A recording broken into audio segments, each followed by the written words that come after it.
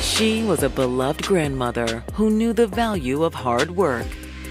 Here's somebody who only a few years before came from Puerto Rico with nothing, and now she was buying a brownstone in New York City.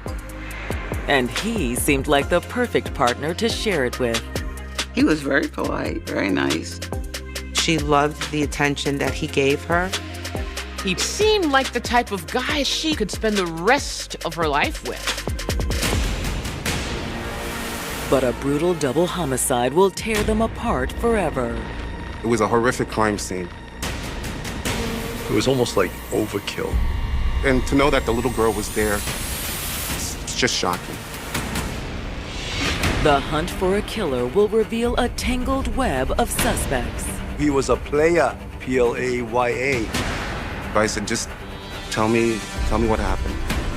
There's some kind of love triangle. She let her guard down, and that was a fatal mistake. You can never be too sure about the company that you keep. This act was pure evil. They were just an evil gargoyle.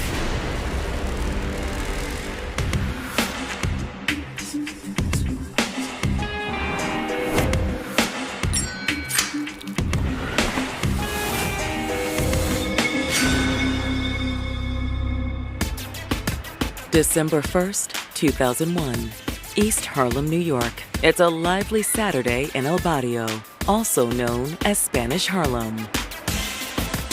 Harlem is a part of Manhattan, but there's one section of Harlem that's called Spanish Harlem, and it's a mixed blend of people from Puerto Rico, the Dominican Republic, any kind of Spanish-speaking country. El barrio is a word which means community. So in Spanish, the Latinos, when they talk about where they live, they'll say El barrio. The whole block looked like Sesame Street. We had folks from all over, and it was very friendly. But at one El Barrio home, NYPD is moving in for a welfare check on one of its residents. They have reason to believe that 52-year-old Carmen Quinones is in trouble. Earlier that day, after family had been trying to reach Carmen for nearly 24 hours, someone finally answered the landline. But it wasn't Carmen. Carmen's 3-year-old granddaughter, Natalie, answered the phone. As much as a 3-year-old could articulate what happened, she said, "Grandma's on the floor." Since Carmen's family lives out of town, they immediately called the police to go over to the residence. The officers responding knew this was a serious call. But upon arriving at the residence, there's one sign of good news. They're happy to discover that the little girl, that Natalie, is okay. However, as officers make their way into the home, nothing can prepare them for the disturbing scene ahead. They walked into the living room, and there on the floor was 2 people fatally stabbed. You got a double homicide? One of the victims is Carmen Quinones. Puerto Rican immigrant Carmen Quinones embodied the essence of El Barrio. Carmen was a very nice person. She knew people at the corner store. She knew her next door neighbors. Everybody pretty much knew who she was because of how kind she was. When I needed somebody, Carmen was there. She was a wonderful lady. Carmen was a very hard worker. She worked multiple jobs when she got to America. Just in terms of some of her ability to pivot and learn another culture, another language, that just really speaks to her resilience. And over the years, she saved up enough money to buy her own home, a beautiful brownstone in Spanish Harlem. A brownstone, usually it's a 3-story building made out of brick. And it's divided first floor, second floor, and third floor. Carmen decided to live on the ground floor apartment, and she rented the 2 top apartments. Here's somebody who only a few years before came from Puerto Rico with nothing, and now she was buying a brownstone in New York City. This American dream that most people come to America to fulfill, she did that. So it was no surprise when she connected with a fellow immigrant, Justino de Jesus. Justino De Jesus, he was a nice gentleman. He was also from Puerto Rico, so Carmen and him definitely had a lot in common when it came to that. The two married in 1977 and had both a son and a daughter. But as the years passed, the couple started growing apart. The relationship between Carmen and Justino was on the rocks. They weren't getting along. Justino had a good job working for an elevator company, but then he lost his job.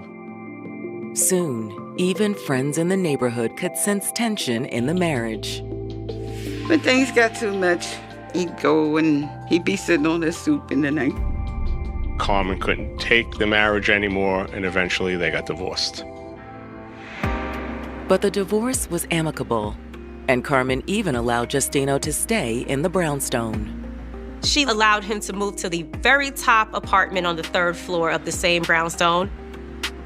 People didn't just jump up and leave a brownstone. It was more economical for them to stay together, split the expenses of the house. It was the most amicable separation.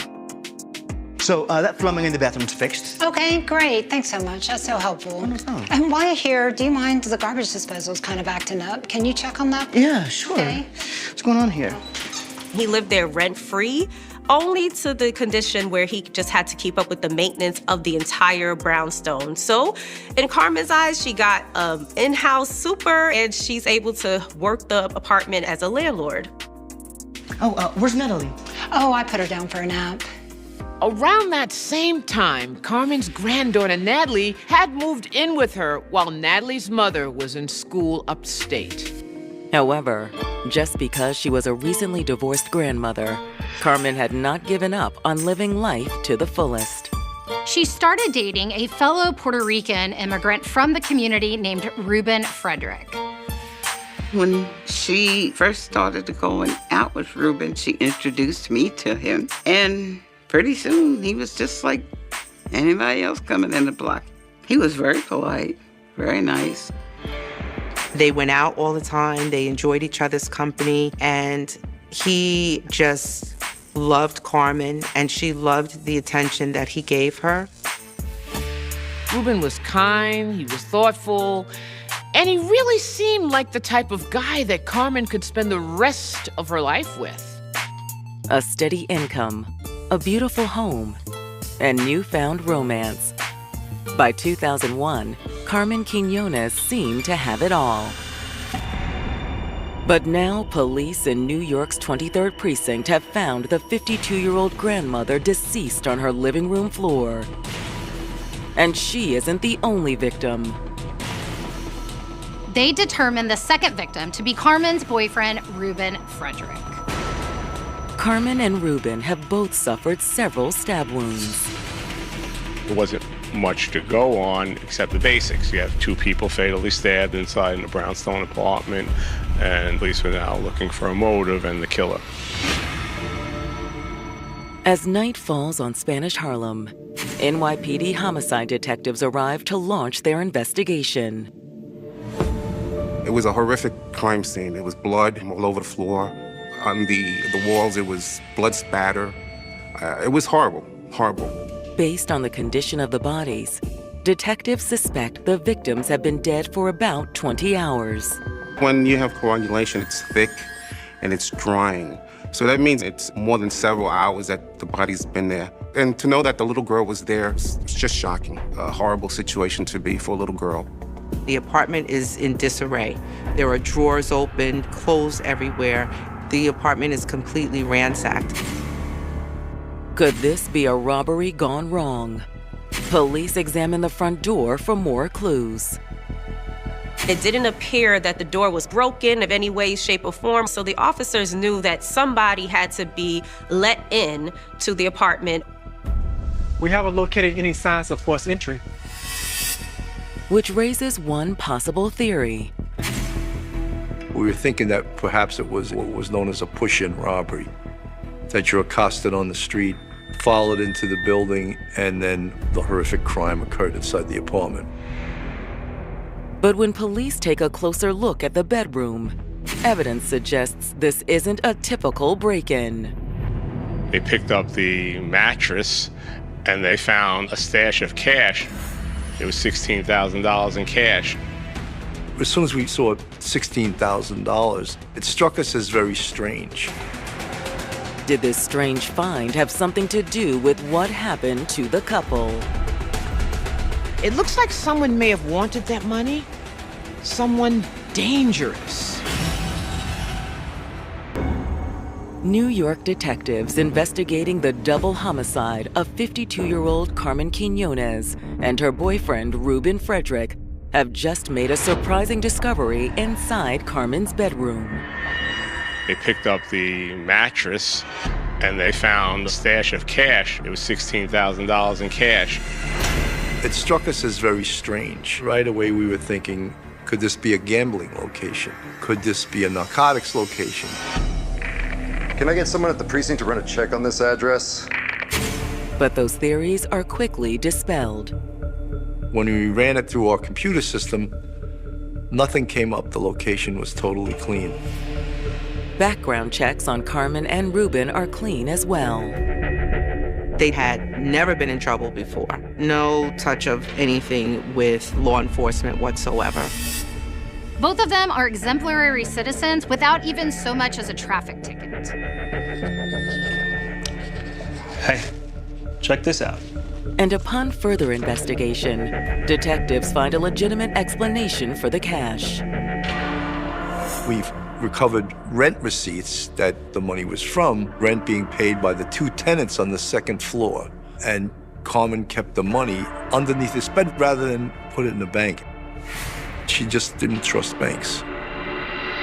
With no signs of criminal activity or forced entry, detectives changed their focus. This really kind of shifted the narrative to this could be something more personal. But who could have targeted the happy couple in such a brutal attack? Police won't be able to get the answers they need from Carmen's 3-year-old granddaughter, Natalie.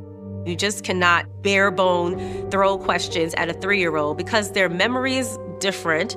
They remember things differently, and they're still learning, and their brains are still developing. They don't know all the words, and they don't know how to explain what they saw. So now detectives are looking to talk to neighbors to see if they heard anything, they saw anything, or if Carmen had any problems with anyone. Of course, they want to speak to the residents that live upstairs, so they start on the second floor. When they speak to the tenant, he isn't able to offer much help. He can't imagine who would want to hurt Carmen. She was very sweet, but, she kept to herself like most people around her. They were very surprised, shocked. They said it was, a quiet block, a good block. The tenant also says he didn't hear anything the night before because he wasn't home. I was at work. My supervisor can vouch for that. He had a solid alibi. He was not in the home at the time of the murders. The investigators hope they'll have more luck with the third-story residents. But when they ask for more information on them, they're thrown for a loop. They find out that there's a gentleman living on the third floor who happens to be Carmen's ex-husband. Detectives were a little surprised to find out that Carmen's ex-husband lived up on the third floor. Yeah, it's a little weird, but, they seem to make it work. And detectives are even more surprised to find out that Carmen's ex, Justino de Jesus, doesn't live there alone. The third floor, it was Justino and his new wife, Maria. This immediately sets off alarm bells for the detectives. The officers definitely thought that was quite interesting and also kind of odd. Where in the world does the ex-husband and their new wife live in the same home as the ex-wife? We didn't know who did it. Everybody's considered a suspect.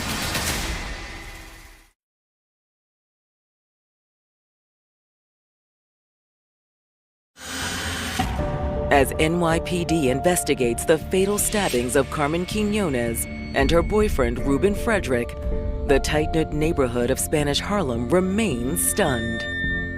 I was really shocked. I kept saying, why somebody want to torture them? They were human. They were people. But after discovering Carmen's ex-husband, Justino, and his new wife, Maria, live upstairs in the third-floor apartment, investigators are wondering if this attack may have come from inside the home. Yeah, it's a little weird, but, they seem to make it work. Per the report of the neighbors, there was never any inclination of anything that would warrant a second look at them. They kind of lived amicably. I mean, there was no arguing. They just learned how to live with each other. Just as police set out to find them, Justino and Maria arrive outside the residence. What's going on?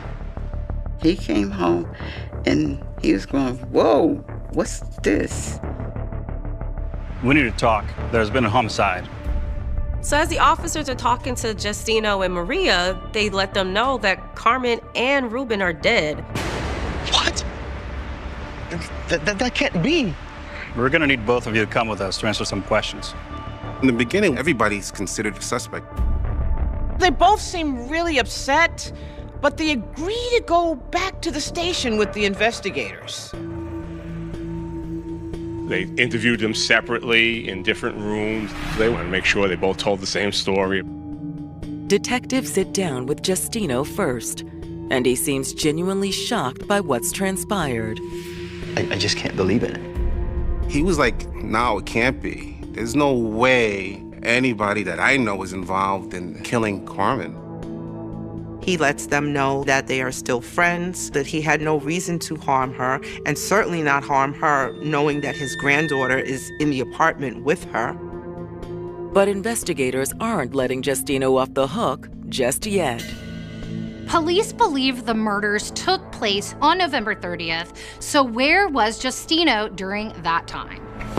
And can you attest for your whereabouts on November 30th? Yeah, absolutely. Justino claims that both he and his wife were out all day.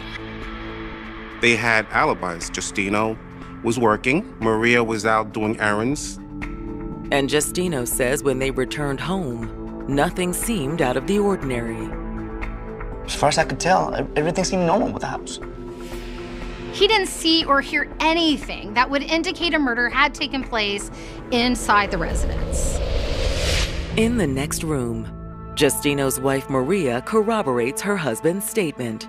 It was a busy day for me. I had a lot of errands to run.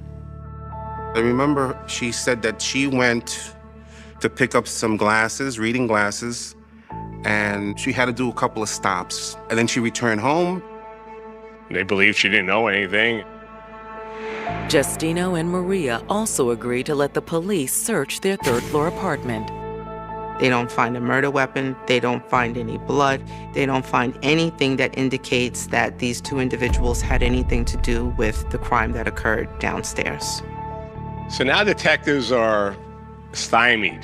They don't have any motive, no suspects. Is it possible Carmen's boyfriend, Ruben Frederick, was the true target of this brutal crime?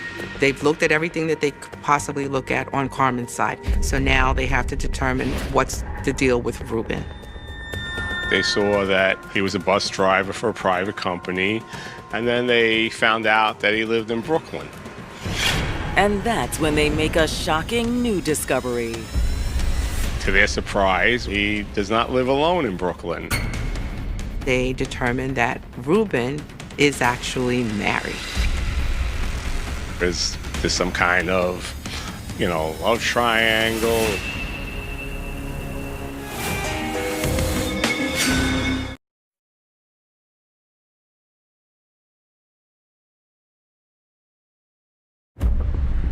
New York homicide detectives investigating the brutal double homicide of Carmen Quiñones and her boyfriend, Ruben Frederick, have just uncovered a surprising new twist in the case. Investigators discovered that Ruben is married to a woman who lives in Brooklyn. So now they have to look into this person. At the same time he's dating Carmen, he has a wife back at home. There's some kind of, love triangle. Later that day, detectives sit down with Ruben's wife, Gloria. They ask her about Ruben. She says, yeah, that's my husband. I'm afraid we have some unfortunate news. They tell her that Ruben was, fatally stabbed to death. She was surprised, upset, and they add that he was found dead in the apartment of his girlfriend. No wonder I couldn't get a hold of him. But Gloria doesn't seem particularly shocked to hear that her husband was with another woman. She told police that, he had several girlfriends over the years during their marriage. She knew he was a player, Playa, and she more or less sort of accepted it. But I still loved him regardless. According to Gloria, on the day of the murders, Ruben told her he was working. I thought he was at the bus company. He told his wife he was going to work a triple shift, and that was to cover up where he was really going to be, which was at Carmen's apartment. And when detectives ask Gloria where she was that day, she's able to provide an alibi. I was with my friends. They can vouch for me. They were able to confirm that pretty quickly. So now they were back to square one. After speaking with Gloria, detectives called the bus company to speak with Ruben's manager. I called them up and I said, listen, I need help. They start getting information from the boss about Ruben's shift, how often he worked there.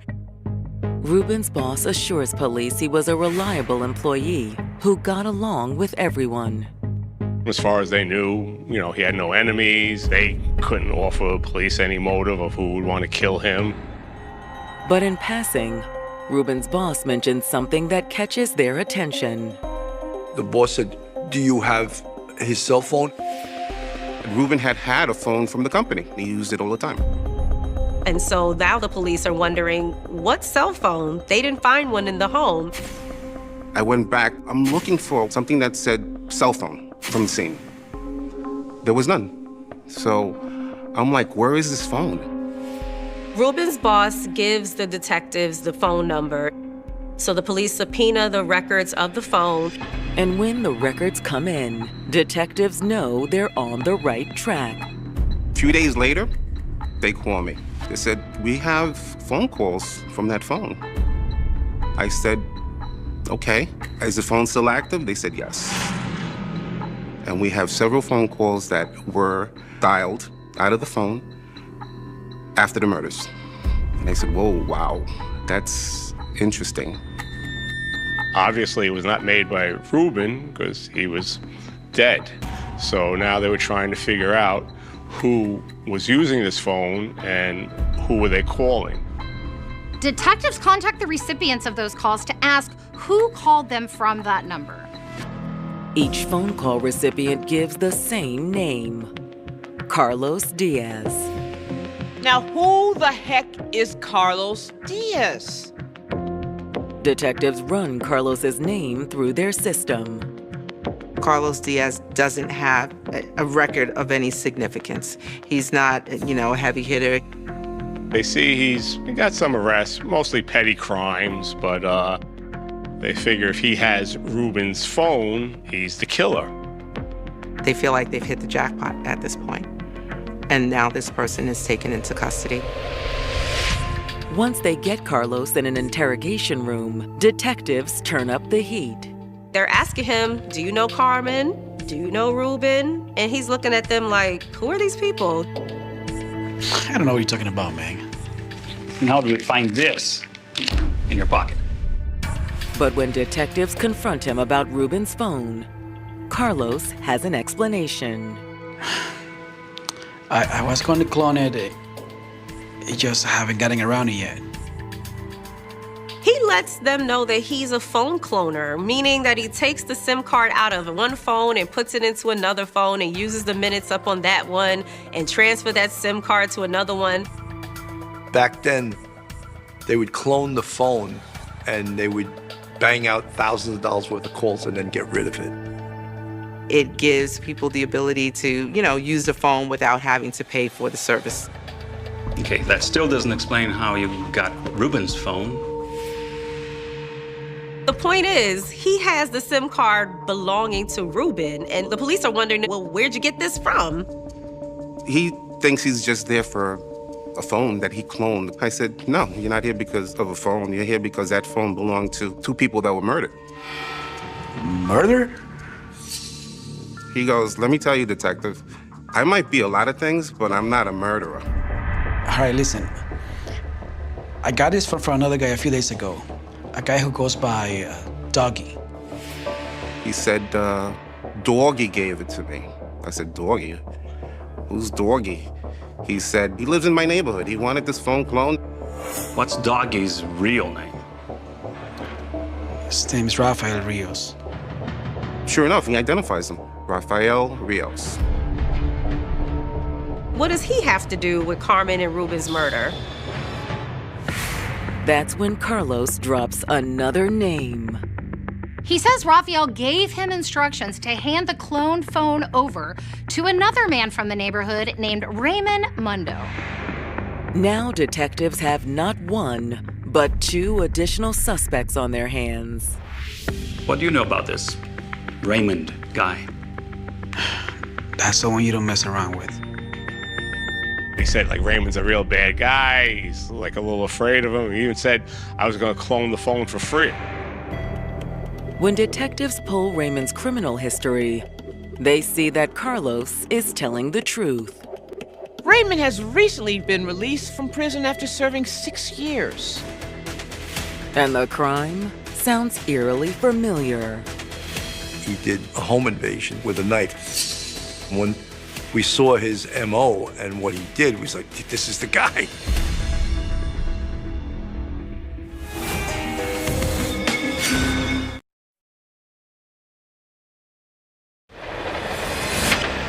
Nearly a week after Carmen Quinones and her boyfriend Ruben Frederick were fatally stabbed to death, New York investigators have unearthed 2 new suspects in the crime, Rafael Rios and Raymond Mundo.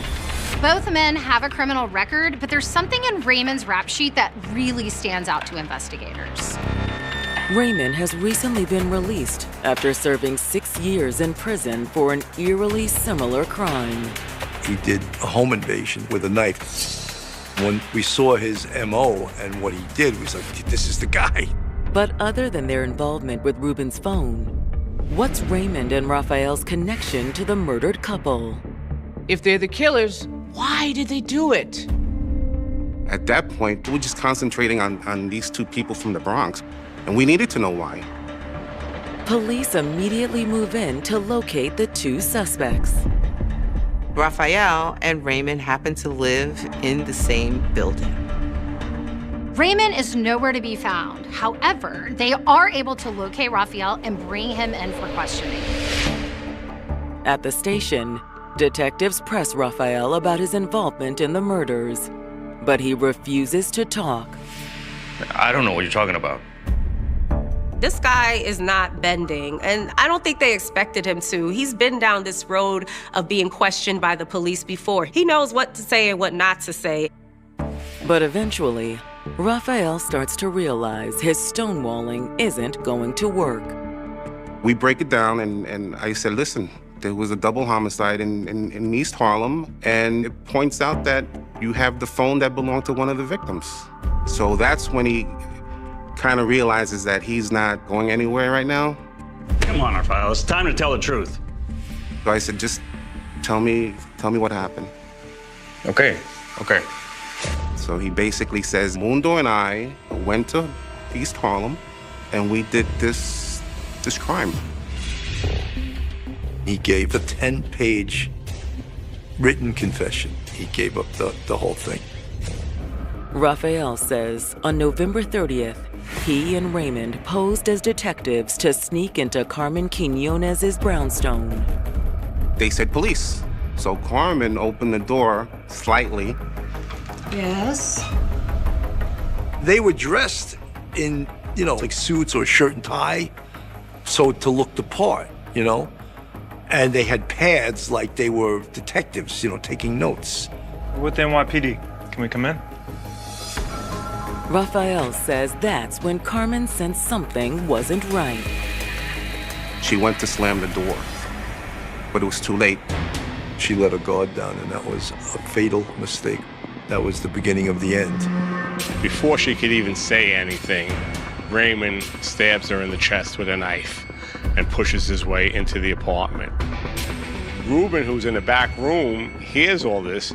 He comes running in, and he starts fighting with the two men. Even though Ruben is outnumbered, he puts up quite a fight. Ruben was very agile, and he was no slouch. He was a built man. They had a team up on him. They finish them off, stab them until they're not breathing anymore.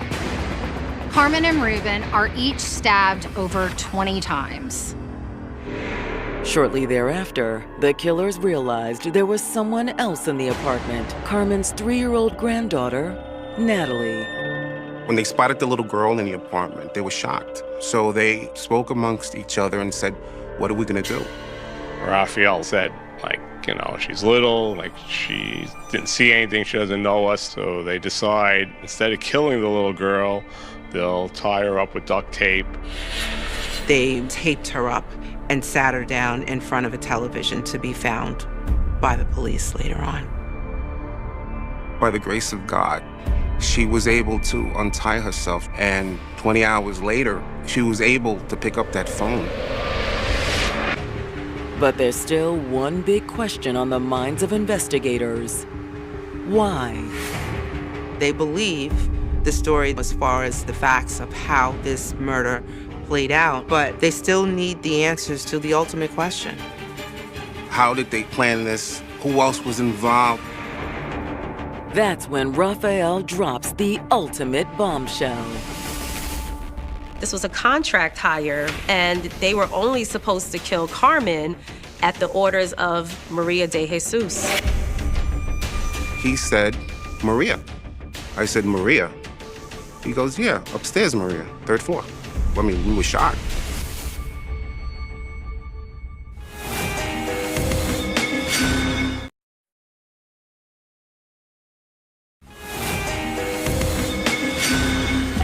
One week after beloved grandmother Carmen Quinones and her boyfriend Ruben Frederick were found brutally stabbed to death, New York detectives have a 10-page confession from one of the killers. Raphael Rios said he was paid to kill Carmen by her ex-husband's new wife, Maria de Jesus. He said, Maria. I said, Maria. He goes, yeah, upstairs, Maria, 3rd floor. I mean, we were shocked. She was like this little short, I don't even think she was 5 feet tall. You have this person who is presenting as this sweet lady, and so they moved on because her disposition didn't raise any red flags. I knew of Maria and Justino, of course, but their involvement, I'm like, no, it can't be. However, the more Raphael talks, the more detectives believe him. Raphael explains he first met Maria de Jesus years ago when they were neighbors. Maria lived in the same building that Mundo and Doggy lived in the Bronx. That's how she knew them. That's how she knew they were bad guys. So when Maria needed hitmen to carry out her sordid plan, she knew just where to find them. He said she came over to the Bronx, looked for us, and she said, I need somebody killed. And I'll pay a lot of money. She offered to pay $15,000 for it. They were paid to kill Carmen. And unfortunately, Ruben was there too. He wasn't supposed to be there, And he paid the price with his life. But why did Maria want Carmen killed in the first place? I'm like, why? He goes, I don't know. I think she doesn't like her. I said, wow, it's pretty deep. And he goes, I don't know. I think something happened a long time ago. But before investigators move in on Maria, there's one more person they need to find. Raphael's accomplice, Raymond Mundo. They eventually locate him 135 miles away in Connecticut. We knew that he was in Connecticut because we had tracked his cell phone there. However, Raymond isn't going down easy. When Raymond spots the police, he takes off and tries to carjack a vehicle from a pregnant woman. He opens the door, tries to grab her out of the car. By that time, we all surrounded him. Get hands in the air! Hands in the air! Finally, Raymond realizes his time is up. We hook him up, we cuff him, and then he was brought into the Connecticut State Police. He realized the gig was up because his accomplice confessed. After receiving a nearly identical confession from Raymond, police begin digging deeper into Maria de Jesus's involvement. The detectives definitely have enough information here to arrest both Raymond and Raphael. They don't have enough information to arrest Maria because Maria's only being pulled into this on the word of a convicted criminal. So they continued to work the case to try and get more evidence on Maria. We needed more evidence. We needed bank records. We needed phone records. And in Maria's bank records, something quickly catches detectives' attention. The bank records showed that she had withdrawn in 2 increments, but totaling $15,000 around the same time that Raphael said this payment was made to them. There's no way that's just a coincidence in their eyes. On June 4th, police finally move in to arrest Maria de Jesus at the same brownstone where Carmen Quinones and Ruben Frederick were brutally murdered. We knew she was there. So I kept on pressing the buzzer. Maria, it's Detective Rivera. You know, we need to talk. She finally answered. Hello? I said, Maria, you're under arrest. You have to come. She says, okay. I think she was waiting because she thought maybe she was going to get that knock on the door, and she did. She was that small little woman that they wrote off immediately in the top of the investigation, and she's living rent-free in a home. So, like, what's the issue that Carmen had to be killed by her, and for $15,000 nonetheless? Prosecutors finally answer that question when Maria stands trial 2 years later, revealing a major piece of the puzzle. Justino and Maria had been a couple before Carmen came into the picture. The motive in this case is pure jealousy. Turns out, all those years ago, before Carmen and Justino got married, he had been dating Maria. Maria dated Justino when they were young.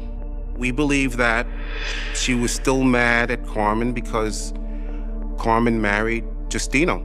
When Carmen and Justino couldn't be together anymore for whatever reasons, he got back with Maria and they married.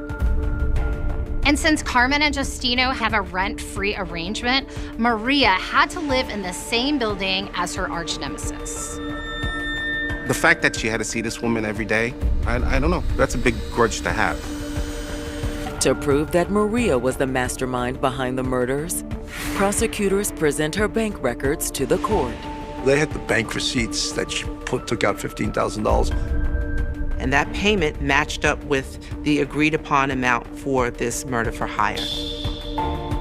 This was a contract killing. Maria, she wanted that brownstone, and it was just something that she thought she could get away with. And she set this plot in motion.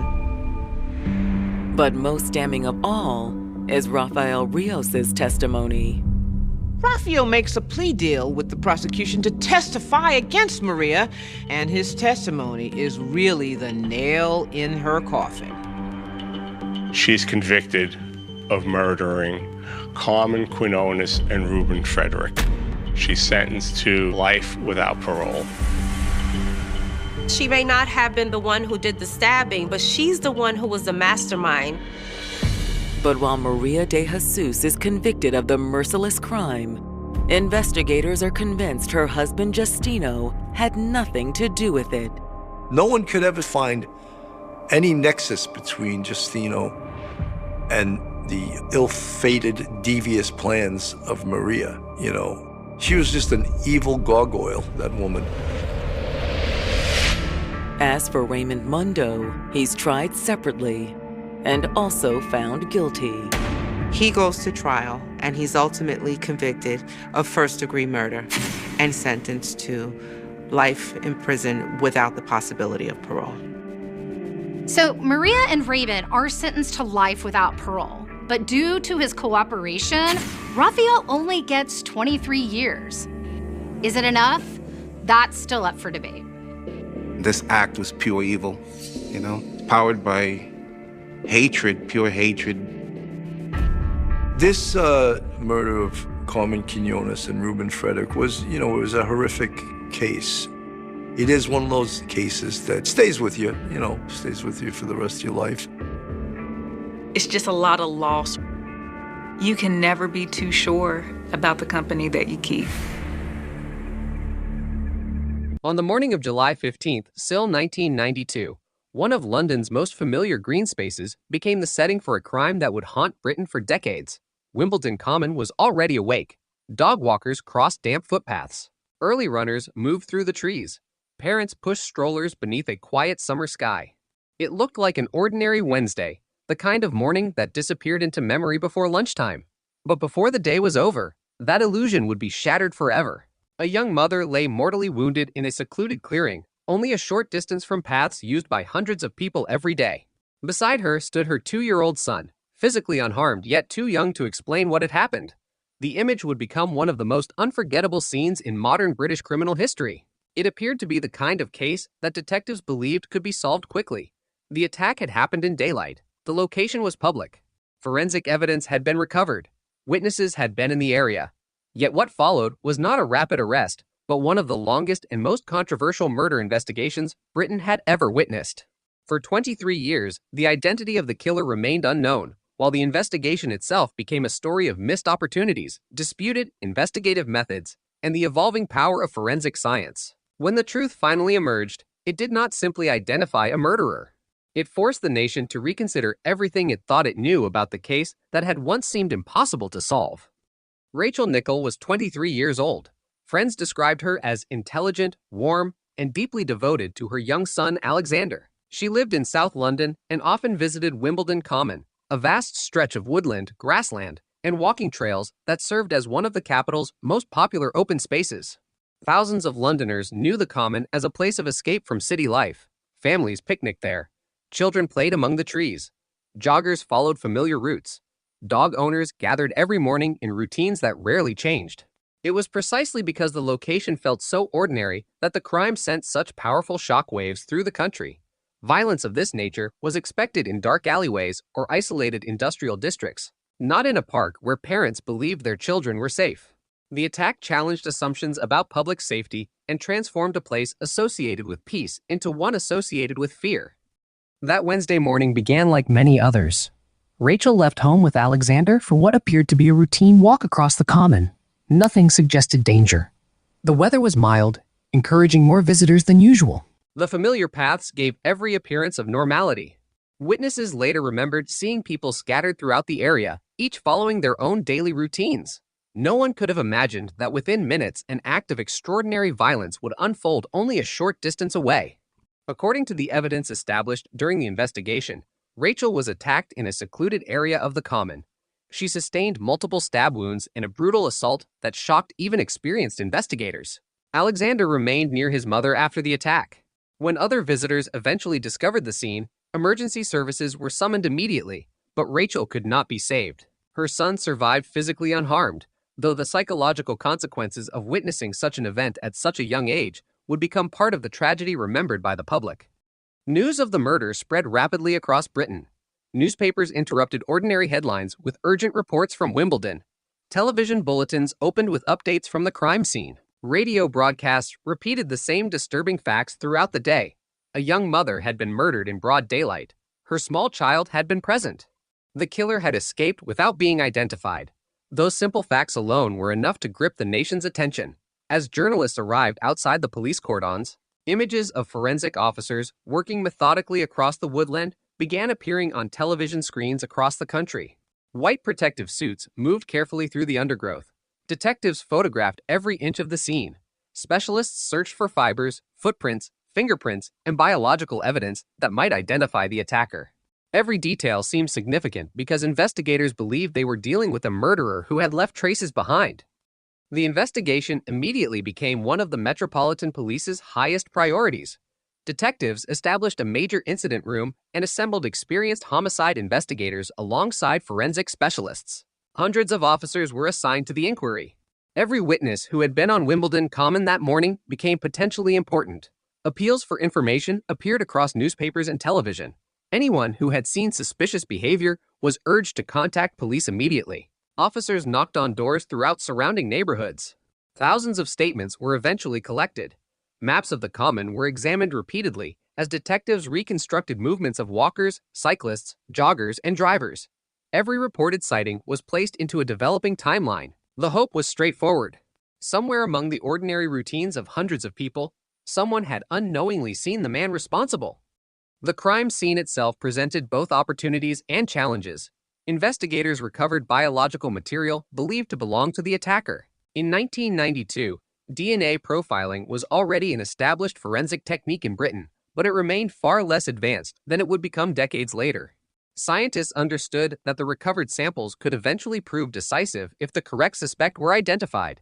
However, possessing DNA evidence and identifying its owner were two entirely different challenges. National databases were still limited in size. Genetic genealogy did not yet exist as an investigative tool. Detectives could compare evidence against known suspects, but if the killer had never provided a DNA sample to authorities, identifying him became vastly more difficult. The technology held enormous promise, but it could not yet answer every question. Meanwhile, public anxiety intensified. Wimbledon Common remained physically open, yet emotionally transformed. Visitors who had once wandered freely now looked over their shoulders. Parents questioned whether they should allow children to play alone. Women reconsidered walking isolated paths even during daylight hours. Newspapers published maps of the attack location alongside photographs of police searches. The murder dominated conversations far beyond London. It became symbolic of a wider fear that random violence could occur anywhere, even in places regarded as safe. The emotional impact extended well beyond Rachel's family. Entire communities experienced the unsettling realization that ordinary routines could be shattered without warning. As investigators examined Rachel's final movements, they also studied reports of unusual behavior on the Common before the murder. Detectives explored whether the attack had been planned or opportunistic. Had the killer selected Rachel specifically, or had she simply crossed paths with a stranger looking for a victim? Witness accounts varied. Some described unfamiliar men seen walking through wooded areas. Others recalled nothing unusual at all. Human memory proved unreliable, especially after widespread media coverage introduced new details into public discussion. Detectives understood that every widely reported fact risked influencing future witness recollections. Sorting reliable observations from mistaken assumptions became an increasingly complex task. Media attention grew more intense with each passing day. Front pages featured Rachel's smiling photograph beside headlines questioning how such a crime could happen in one of Britain's best-known public parks. Television crews broadcast from outside Scotland Yard and from Wimbledon Common itself. Criminal psychologists, former detectives, and legal commentators offered competing theories. Some believed the killer would strike again. Others argued that he might disappear permanently after committing a single murder. Public speculation expanded faster than confirmed evidence. Rumors circulated widely, many unsupported by facts. The detectives found themselves balancing two competing priorities, encouraging witnesses to come forward while preventing misinformation from overwhelming the investigation. Rachel's family faced unimaginable grief under relentless public attention.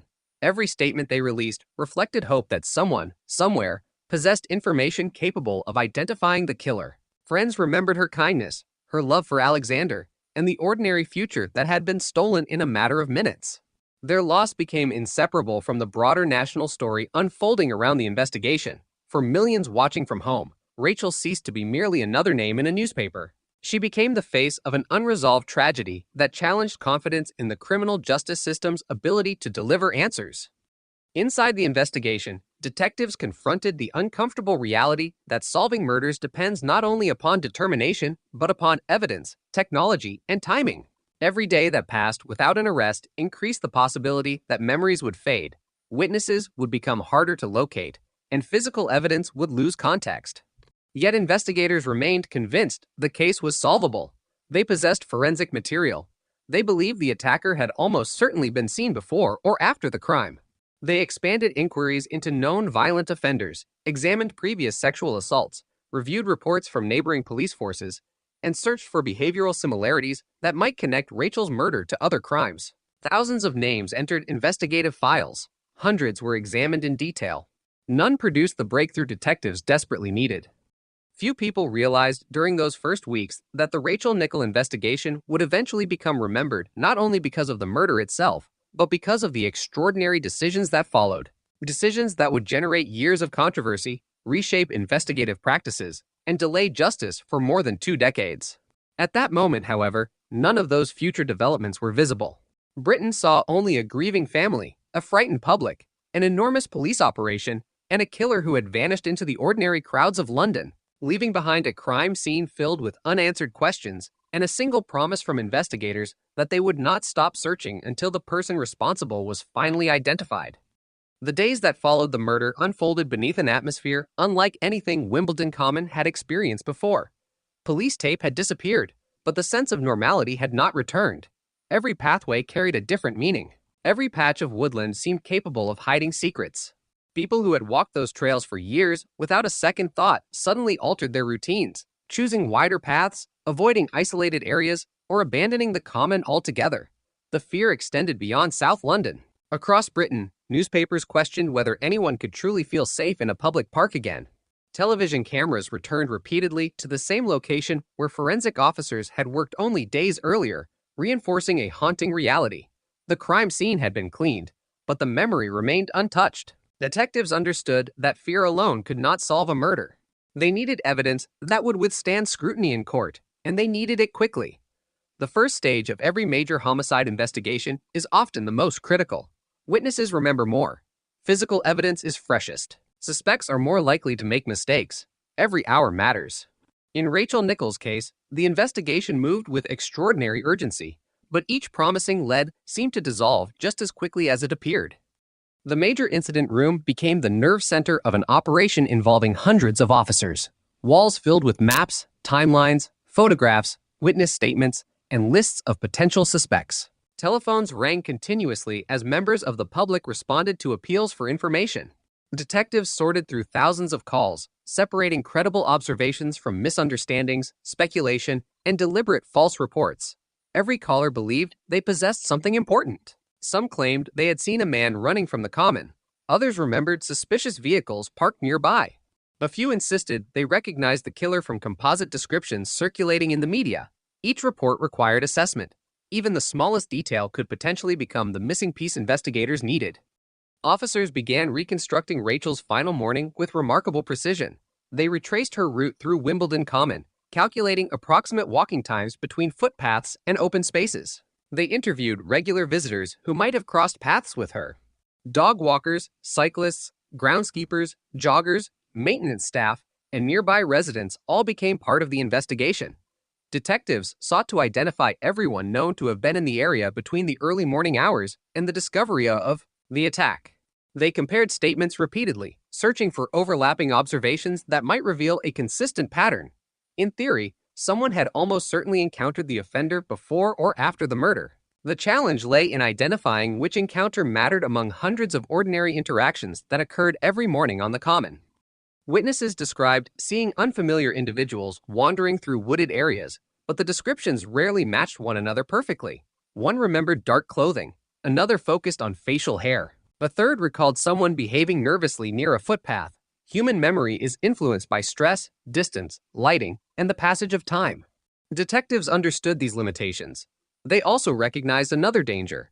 Once newspapers began publishing possible descriptions, witnesses could unintentionally merge their own recollections with information they had read or seen on television.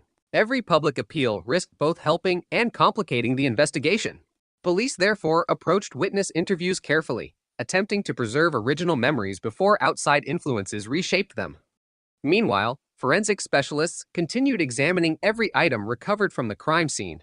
Clothing, biological samples, vegetation, soil, and trace materials underwent detailed laboratory analysis.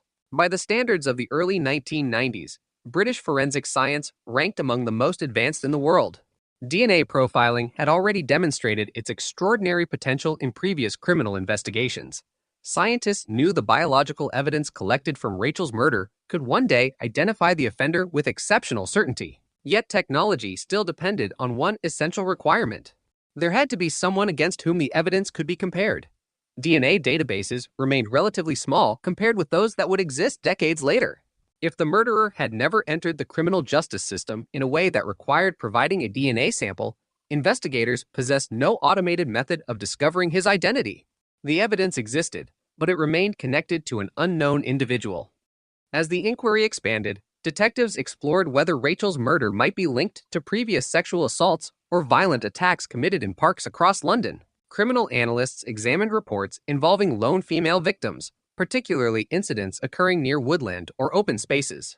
They searched for similarities in offender behavior, victim selection, timing, and methods of attack. Every unsolved case became relevant. Every convicted offender with a history of sexual violence entered police databases for review. Officers visited prisons to interview inmates who claimed knowledge of the murder. Some prisoners attempted to trade fabricated information for reduced sentences or favorable treatment. Others simply repeated rumors already circulating in newspapers. Investigators learned quickly that high-profile cases attract individuals seeking attention as well as those genuinely attempting to help. Public pressure mounted with each passing week. Editorials criticized the absence of arrests. Television discussions questioned whether enough police resources had been allocated. Politicians commented on public safety without interfering directly in the investigation. Rachel's murder had become more than a criminal case. It represented a national concern. Parents discussed it at school gates. Employers spoke about it during lunch breaks. Evening news broadcasts returned repeatedly to Wimbledon Common, reminding viewers that a killer remained unidentified somewhere within the community. Detectives felt that pressure every day. They understood that expectations were immense. Yet homicide investigations cannot be solved through urgency alone. Facts determine outcomes, not headlines. Among investigators, one question gradually became increasingly important. Was the offender someone already known for violent sexual crimes? Or had an apparently ordinary individual committed an act no one had previously suspected him capable of carrying out? Both possibilities carried significant implications. If the murderer already possessed a criminal history, identifying him might depend upon reviewing existing records. If he did not, detectives faced a vastly more difficult challenge. An unknown offender without prior convictions could move unnoticed through everyday life while investigators searched endlessly among familiar names. Psychological profilers were consulted as part of the inquiry. Behavioral analysis had gained increasing attention during the late 20th century, influenced partly by developments in the United States. Profilers examined crime scene evidence, offender actions, victim circumstances, and patterns observed in previous violent crimes. Their assessments did not identify individuals directly. Instead, they attempted to describe likely characteristics of the unknown offender, offering investigative guidance rather than definitive conclusions. Such assessments remained controversial even within law enforcement. Supporters viewed them as valuable investigative tools. Critics warned against placing excessive confidence in behavioral predictions that could never substitute for physical evidence. In Rachel Nichols' investigation, profiling would eventually assume extraordinary significance, though few outside the investigation appreciated its growing influence during these early stages. The media's fascination with the case continued expanding. Newspapers devoted extensive coverage not only to developments, but also to Rachel herself. Friends and relatives described her personality, her relationship with Alexander, and her plans for the future. These stories humanized the tragedy while simultaneously intensifying public determination to see justice achieved. Yet increased publicity produced unintended consequences. The detectives received more calls than ever before, many sincere, some speculative, and others entirely false. Resources that might otherwise have focused exclusively upon investigative work were increasingly consumed evaluating information generated by media attention itself. The emotional weight carried by officers working the case also grew heavier. Many had investigated murders before, but few involved circumstances as heartbreaking as those found on Wimbledon Common. Experienced detectives later acknowledged that Rachel's young son remained impossible to forget. The knowledge that a toddler had survived physically while witnessing unimaginable violence affected investigators profoundly. It strengthened their commitment to solving the case, yet it also heightened frustration whenever promising leads collapsed under scrutiny. Extensive house-to-house inquiries continued across surrounding neighborhoods. Detectives examined employment records, interviewed local workers, and investigated individuals reported for unusual behavior before or after the murder. Composite sketches were produced based on witness descriptions considered potentially reliable. Officers distributed information throughout London and beyond, hoping recognition might trigger new leads. Thousands of investigative actions accumulated within expanding files. Every document represented time, effort, and hope. Most ultimately produced nothing capable of identifying the offender. At the same time, scientific evidence remained preserved with extraordinary care. Investigators understood that forensic technology evolves. Even if current methods failed to produce answers, future advances might reveal information impossible to obtain in 1992. Biological samples were therefore retained under conditions designed to preserve their integrity indefinitely. That decision reflected foresight rather than certainty. No one could predict precisely how forensic science would develop over the coming decades, but experienced investigators recognized that evidence unavailable today might become decisive tomorrow. Despite relentless effort, weeks gradually turned into months without the breakthrough everyone expected. The murder weapon had not been recovered. No eyewitness could confidently identify the attacker. No confession emerged. No indisputable suspect stood before detectives. Instead, the investigation accumulated possibilities without resolution. Public confidence began shifting from expectation toward anxiety. If such a high-profile murder, supported by substantial police resources and modern forensic techniques, could remain unsolved, what did that imply about the limits of criminal investigation itself? Inside Scotland Yard, determination hardened rather than weakened. Senior investigators refused to accept failure. They believed the answer remained somewhere within the evidence already collected or among individuals not yet fully examined. The inquiry, therefore, entered a new phase, one increasingly shaped by behavioral theories, psychological interpretation, and an expanding search for men whose backgrounds appeared capable of matching the unknown offender. Among those names, one individual would soon emerge as the overwhelming focus of police attention. His life would become inseparable from the Rachel Nicholl investigation, setting in motion one of the most controversial chapters in British criminal justice, a chapter that would influence policing practices for years to come and ultimately demonstrate how even the most determined investigations can be led far from the truth when certainty begins to outpace evidence. As the investigation moved beyond its initial surge of activity, the atmosphere inside the incident room began to change. The enormous volume of witness statements had been organized. Forensic reports had been reviewed repeatedly. Detectives had interviewed hundreds of people and examined countless lines of inquiry. Yet the central question remained exactly where it had been on the morning of July 15th, SIL 1992. Who had killed Rachel Nicholl? Every unsolved homicide eventually reaches a difficult crossroads, a point where the obvious investigative avenues have been exhausted and the remaining possibilities become increasingly uncertain. In the Rachel Nicholl inquiry, that moment arrived far sooner than anyone had hoped. Public pressure continued to intensify, political attention remained fixed on the case, and newspapers demanded visible progress almost every day. The expectation that police would quickly identify the killer had slowly transformed into frustration that they had not. Within that climate, investigators searched relentlessly for any lead capable of breaking the deadlock. Attention increasingly turned toward men who had histories of sexual offending, violence, or behavior that investigators considered unusual. The detectives reviewed intelligence files, examined reports from psychiatric institutions, consulted probation services where legally appropriate, and revisited information gathered during earlier inquiries. Thousands of names circulated through the investigation. Most were eliminated after routine checks. Some remained under observation longer because they had been present in the area or possessed criminal histories that appeared relevant.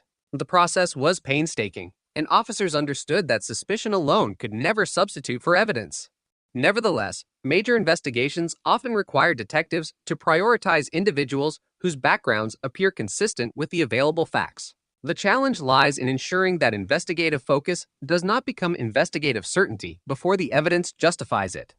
One name gradually attracted increasing attention: Colin Stagg, a young man living not far from Wimbledon Common. Stagg came to police attention through information developed during the investigation and because aspects of his personal life and interests were viewed by investigators as potentially relevant.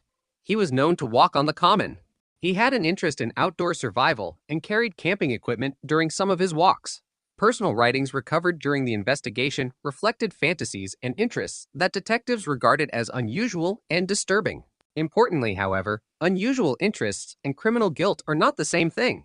At that stage, investigators possessed no forensic evidence linking Stagg to Rachel Nicholl's murder. They had not found fingerprints placing him at the scene. The available DNA evidence did not identify him. There was no eyewitness who could reliably state that he had committed the crime. Even so, suspicion surrounding him continued to grow within parts of the investigative team.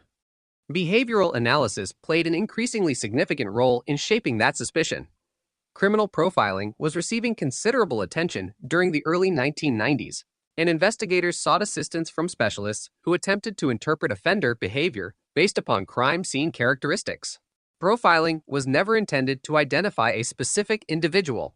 Rather, it sought to suggest general personality traits, behavioral tendencies, or lifestyle characteristics that might help narrow investigative focus. In Rachel Nichols' case, certain aspects of the profile were viewed by some investigators as appearing broadly consistent with Colin Stagg's lifestyle and interests.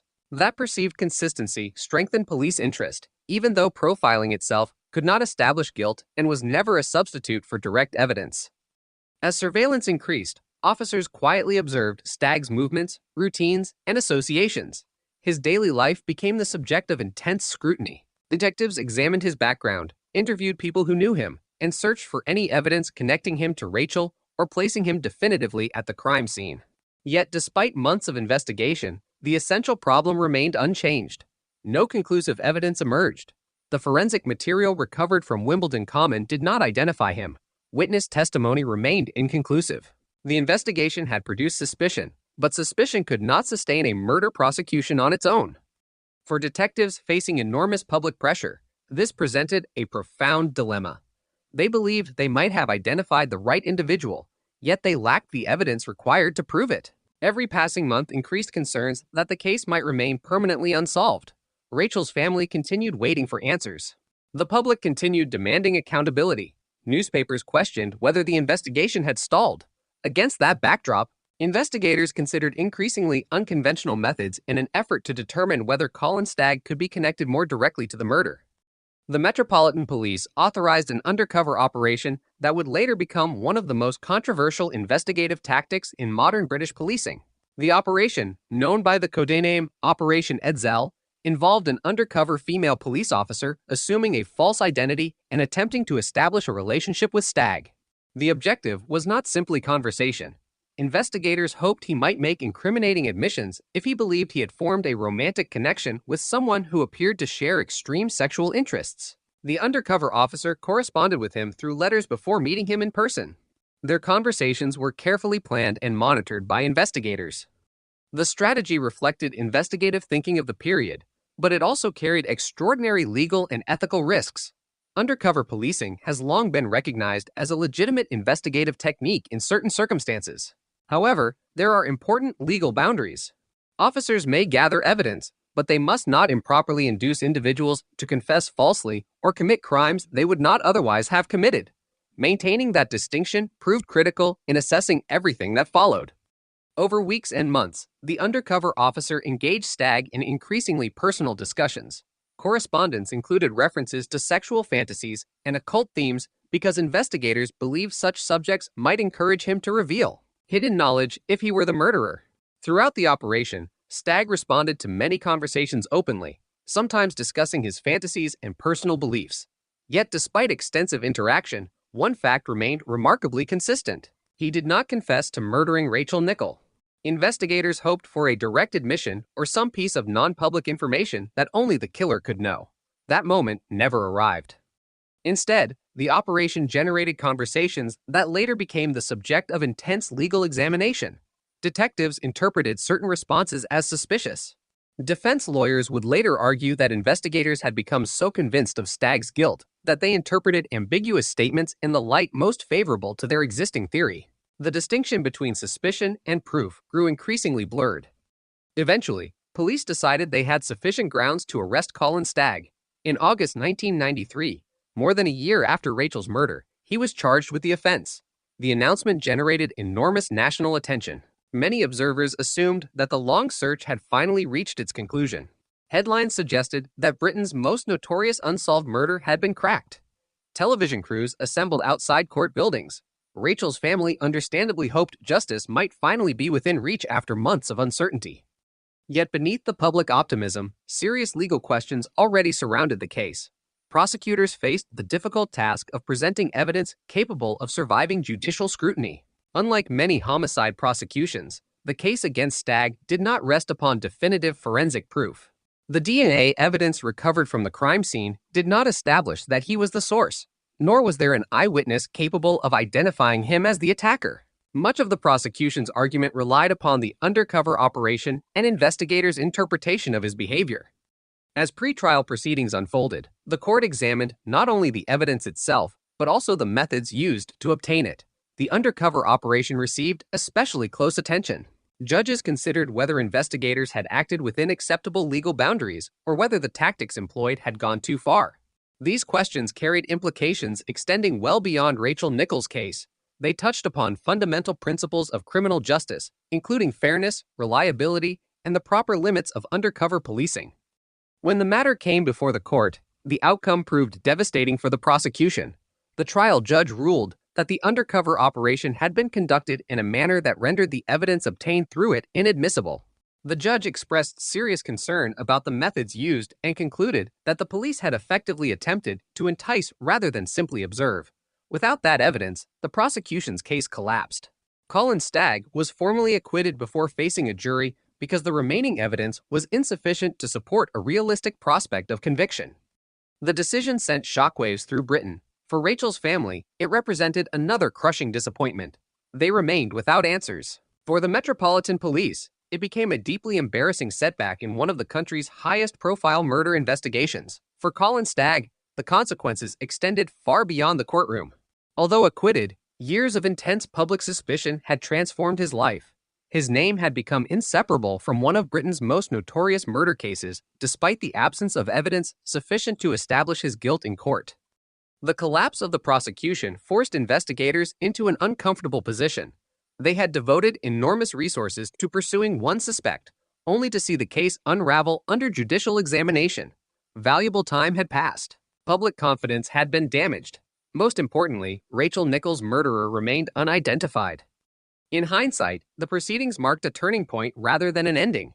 The investigation would eventually move away from Colin Stagg, and years later, he would receive compensation after legal action relating to the consequences of the failed prosecution. More importantly, subsequent developments in forensic science would demonstrate that the investigation had focused on the wrong individual altogether. But none of that was yet known. As the courtroom emptied and headlines shifted from anticipated justice to controversy, one undeniable fact remained. The person who had attacked Rachel Nichols on a summer morning in Wimbledon Common was still free. Somewhere beyond the arguments over undercover tactics, legal rulings, and public debate, the true killer continued living an ordinary life while one of Britain's most famous murder investigations found itself forced to begin searching once again, burdened now not only by an unsolved crime, but also by the consequences of one of the most controversial investigative decisions in modern British policing. The collapse of the prosecution against Colin Stagg did more than end a criminal case. It fundamentally altered the direction of one of Britain's largest murder investigations and exposed painful questions about how certainty can take hold long before proof exists.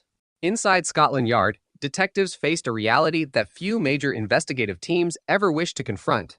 After months of surveillance, interviews, behavioral analysis, undercover operations, and extensive public attention, they were no closer to identifying Rachel Nichols' killer than they had been during the first chaotic days after her death.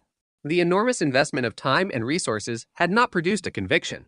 More importantly, it had not produced reliable evidence identifying the person responsible. The inquiry had reached a point where investigators had to ask an uncomfortable question. Had they spent so much time pursuing one suspect that other possibilities had quietly slipped into the background? Public confidence suffered a significant blow. Newspapers that had once reported confidently on the investigation now questioned the methods used by police. Editorials debated whether the pressure surrounding Rachel's murder had influenced investigative decision-making. Legal commentators discussed the balance between solving serious crimes and preserving the integrity of criminal justice. The discussion extended far beyond Wimbledon Common. Detectives across Britain watched closely because the issues raised by the case affected policing nationwide. Undercover operations remained legitimate investigative tools, but Rachel Nichols' case demonstrated how easily those methods could become the subject of judicial criticism if investigators appeared to move beyond gathering evidence into encouraging potentially unreliable admissions. For Rachel's family, however, these debates offered little comfort. Their loss remained exactly as it had been on that July morning. Courtroom decisions could not change the fact that Rachel had been murdered in broad daylight, nor could they explain why the person responsible remained unidentified. Every anniversary of her death renewed media attention. Each newspaper article reminded the public that one of Britain's most shocking murders remained unsolved. Alexander, who had been only 2 years old at the time of the attack, continued growing up under circumstances no family should ever experience. The passage of time changed many aspects of the investigation, but it could not erase the human cost left behind. Following the failed prosecution, detectives were forced to reassess the entire inquiry. Major case reviews became increasingly common in complex investigations during the 1990s, particularly when significant developments failed to produce successful prosecutions. Senior officers examined investigative decisions, reviewed witness statements, reconsidered forensic evidence, and asked whether important opportunities had been overlooked. Such reviews were not admissions of failure. Rather, they reflected recognition that fresh perspectives can reveal details previously hidden beneath assumptions formed during earlier stages of an inquiry. The forensic evidence recovered from Wimbledon Common remained one of the investigation's most valuable assets. Although technology available in 1992 had been unable to identify the unknown contributor of the biological material, scientists recognized that future advances might produce results impossible to achieve at the time of the murder. Accordingly, evidence continued to be preserved carefully. Every biological sample, every exhibit, every laboratory record remained available for future examination. Experienced investigators understood that unsolved cases often depend not only upon persistent detective work, but also upon scientific progress that cannot be hurried. Meanwhile, the true offender remained unidentified, and that uncertainty presented another challenge. Detectives had to consider whether the killer had committed additional crimes before or after Rachel's murder. If the attack formed part of a broader pattern of violent offending, identifying similarities with other investigations could become crucial. Police analysts therefore revisited unsolved sexual assaults, attempted murders, and homicides from across London and surrounding regions. They searched for recurring behavioral characteristics while recognizing an important limitation. Criminal behavior varies considerably between offenders, and even the same individual may not commit every offense in exactly the same manner. Similarities may indicate a connection, but they do not prove one. Investigators also examined whether advances in offender databases might assist the inquiry. During the years following Rachel's murder, the United Kingdom expanded its use of DNA profiling considerably. The national DNA database grew steadily as legislation evolved and more samples became available from qualifying individuals. Each expansion increased the possibility that DNA recovered from older crime scenes might eventually match someone newly entered into the system.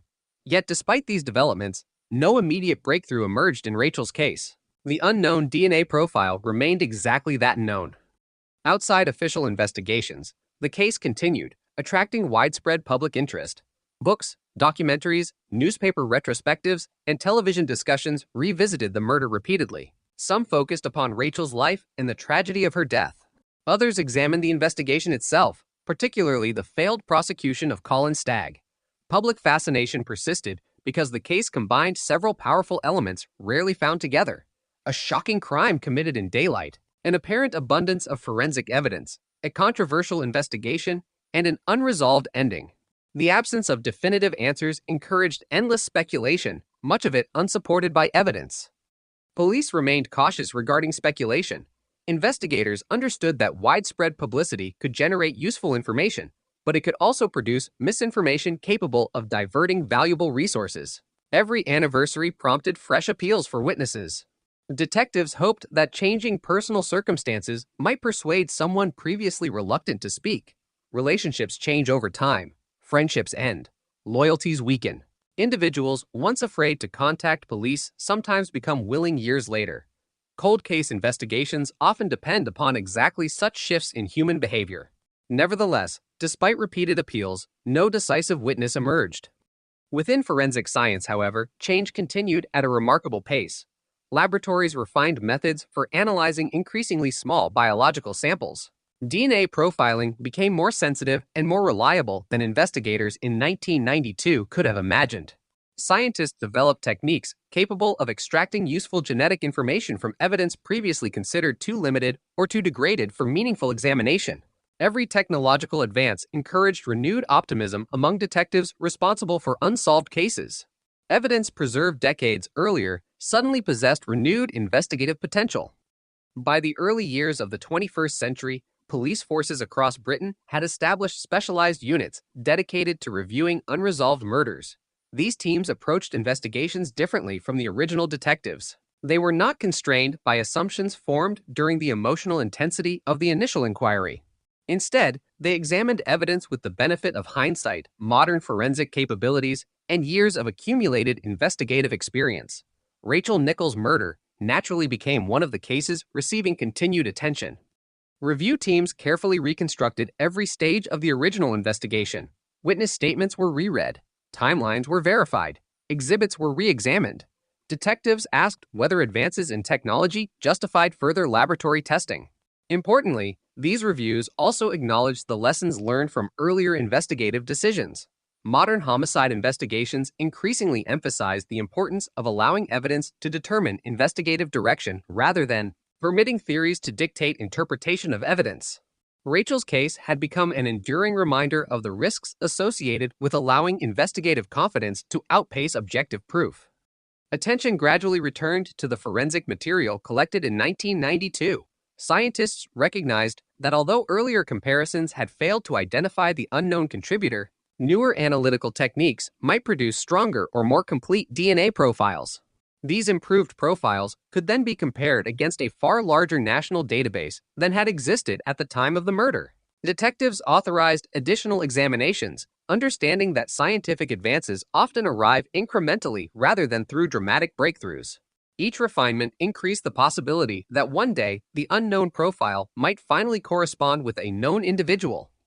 At the same time, developments in forensic psychology encouraged investigators to reconsider behavioral evidence with greater caution. Profiling remained a potentially useful investigative aid, but it was increasingly understood that behavioral assessments should inform investigations rather than define them. Rachel Nichols' investigation had become one of several cases frequently discussed during professional training, illustrating both the potential value and the limitations of psychological analysis. The distinction between investigative guidance and evidential proof became more clearly recognized throughout British policing. Years continued passing. London itself changed dramatically. New buildings appeared. Technology transformed daily life. Mobile phones, digital communication, and widespread surveillance cameras altered criminal investigations in ways unimaginable in 1992. Yet one location remained permanently connected to an unanswered question. Visitors walking through Wimbledon Common often had no personal memory of Rachel Nichols' murder, but those familiar with the case understood that somewhere among the trees, history had been interrupted by violence whose consequences continued echoing decades later. For Rachel's family, patience became an unavoidable burden. Every fresh review offered renewed hope, yet every year without resolution risked deepening despair. Families of homicide victims frequently describe unsolved cases as existing in a permanent state of incompleteness. Time moves forward for everyone else, but unanswered questions remain frozen. Justice delayed does not erase grief. It merely extends uncertainty. Unknown to investigators during many of these years, the biological evidence collected on the morning of July 15, SIL 1992, still contained the key to identifying the killer. The science required to unlock that evidence had not existed when Rachel was murdered. It had not existed when Colin Stagg came under suspicion. It had not existed during the failed prosecution that dominated headlines throughout Britain. But scientific progress does not remain still. Quietly, year after year, laboratories refined techniques, databases expanded, and forensic capabilities advanced toward a point where evidence preserved from one summer morning in Wimbledon Common would finally begin revealing answers that had remained hidden for more than 2 decades, transforming one of Britain's most infamous cold cases and demonstrating that while memories fade and investigations stumble, carefully preserved evidence can continue waiting in silence until science finally learns how to hear what it has been saying all along. Time has a strange effect on unsolved murders. Public attention gradually fades, newspaper headlines become archive material, and the investigators who once spent every waking hour on a case eventually retire or move on to new assignments. But evidence does not grow old in the same way people do. A carefully preserved DNA sample remains silent, unchanged, waiting for the moment when science becomes capable of asking it better questions. By the early years of the 21st century, that moment was beginning to arrive. Across Britain, cold case investigations were being transformed not by dramatic confessions or chance eyewitnesses, but by steady advances inside forensic laboratories. DNA analysis had become significantly more sensitive than it had been in 1992. Scientists could obtain usable genetic profiles from samples that earlier generations of forensic experts had considered incomplete or unsuitable for comparison. At the same time, the National DNA Database had expanded dramatically, containing far more profiles than investigators could ever have imagined when Rachel Nichols was murdered. Every new addition increased the possibility that an unknown offender from the past might one day unknowingly identify himself simply by entering the criminal justice system for an entirely different matter. Within the Metropolitan Police, specialist officers responsible for reviewing unresolved murders understood that Rachel Nichols' case remained among the most important investigations awaiting renewed forensic examination. It was not simply because of its public profile. The case possessed something many older investigations lacked: preserved biological evidence believed to originate from the offender. Detectives knew that physical evidence has an advantage over human memory. Witnesses forget details. Recollections become uncertain. People move away or die. DNA, however, does not become less truthful with time. If preserved correctly, it retains exactly the same information it contained on the day it was collected. The challenge lies not in preserving the evidence, but in developing scientific methods capable of interpreting it with greater precision. The review process proceeded methodically. Investigators resisted the temptation to search immediately for dramatic conclusions.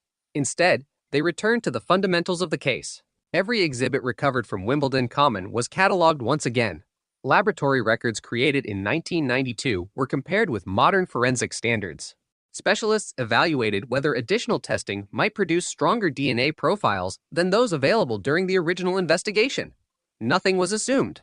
Nothing was accepted merely because earlier investigators had reached certain conclusions. Modern cold case reviews increasingly emphasized objectivity. Every decision had to be driven by evidence rather than expectation. As these scientific reassessments continued, another important development influenced the inquiry. Advances in offender database management allowed detectives to conduct broader and more sophisticated comparisons than had been possible during the early 1990s. DNA profiles recovered from unsolved crime scenes could be checked repeatedly as databases expanded. A profile that produced no match 1 year might identify an offender several years later if that individual's DNA entered the system following an unrelated criminal investigation. The detectives therefore recognized that persistence itself had become an investigative strategy. Rather than conducting a single comparison and closing the matter, they could continue reviewing evidence as technology and databases evolved. Meanwhile, discussions surrounding the original investigation had begun influencing police training throughout Britain. The failed prosecution of Colin Stagg was increasingly examined not merely as a legal controversy, but as an educational case study. Detectives learned valuable lessons about confirmation bias, the psychological tendency to interpret information in ways that reinforce existing beliefs. Investigators are trained to develop theories, but they are equally trained to challenge those theories continually. Rachel Nichols' investigation illustrated the dangers that arise when evidence appears to support expectations rather than expectations remaining subject to evidence. These lessons would later shape investigative practices far beyond London. Public interest in Rachel's murder never disappeared entirely. Documentary programs revisited the case. Newspapers marked significant anniversaries by interviewing retired detectives, legal experts, and forensic scientists. Each retrospective highlighted both the brutality of the crime and the unanswered questions that continued surrounding it. Viewers often expressed astonishment that a murder committed in broad daylight in one of London's busiest public parks remained unresolved despite extensive forensic evidence.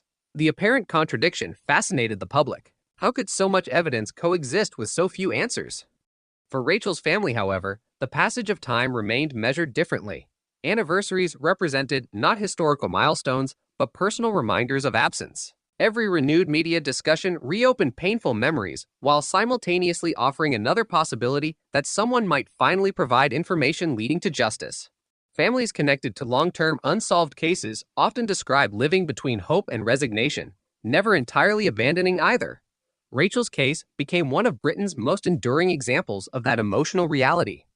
As forensic specialists continued their work, investigators also reconsidered offenders who had been active during the early 1990s but had not previously attracted significant attention in Rachel's case. This process did not involve random speculation. Instead, detectives reviewed individuals convicted of violent sexual offenses whose movements, criminal histories, or behavioral characteristics warranted renewed examination in light of updated forensic evidence. The objective was not to fit evidence to suspects, but to determine whether modern scientific methods could objectively eliminate or implicate individuals previously beyond the reach of available technology. One aspect of modern forensic science distinguished it sharply from the methods available during the original investigation. Improved DNA analysis could produce more complete genetic profiles, reducing ambiguity and strengthening comparisons. Equally important, laboratories adopted increasingly rigorous quality assurance procedures to ensure that conclusions rested upon reliable scientific foundations. Every stage of testing underwent careful documentation. Independent verification became standard practice. The lessons learned from previous controversial investigations reinforced the necessity of allowing science to speak with clarity rather than permitting investigators to interpret uncertain results too confidently. During this period, detectives remained aware that identifying the offender represented only one part of the challenge. Even if a DNA match eventually emerged, prosecutors would still need sufficient evidence to prove guilt beyond reasonable doubt. They would have to explain how the suspect became linked to Rachel, evaluate any potential innocent explanations for forensic findings, and reconstruct events from evidence collected decades earlier. Successful cold case prosecutions therefore require extraordinary coordination between forensic scientists, detectives, prosecutors, and legal experts. Every conclusion must withstand intense scrutiny because the passage of time inevitably complicates criminal proceedings. Technological progress continued steadily. DNA profiling became capable of extracting increasingly detailed information from biological material once considered marginal. Sophisticated computer systems accelerated comparisons against expanding databases. Laboratories reduced processing times while improving analytical precision. These advances occurred gradually rather than dramatically. There was no single invention that transformed every investigation overnight. Instead, years of incremental scientific improvements collectively expanded what became possible. Behind the scenes, Rachel Nichols' case benefited directly from those developments. The preserved biological evidence underwent renewed analysis using methods unavailable in 1992. Scientists worked carefully, conscious that many exhibits could never be replaced if damaged during testing. Every procedure required meticulous planning. Detectives understood that the evidence represented their strongest opportunity to identify the unknown offender. There would be no second chance. As laboratory work progressed, investigators also maintained contact with Rachel's family, providing updates when appropriate while recognizing the emotional burden created by repeated reviews. Families in cold case investigations often experience renewed hope whenever fresh forensic examinations begin. Investigators therefore approached communication cautiously, avoiding promises they could not guarantee. Scientific testing sometimes produces breakthroughs. At other times, it confirms only that questions remain unanswered. Outside official circles, relatively few members of the public realized that the investigation had entered a significant new phase. Unlike dramatic arrests or courtroom proceedings, forensic reassessment occurs quietly. There are no televised searches, no daily press conferences, no obvious signs that a case is moving forward.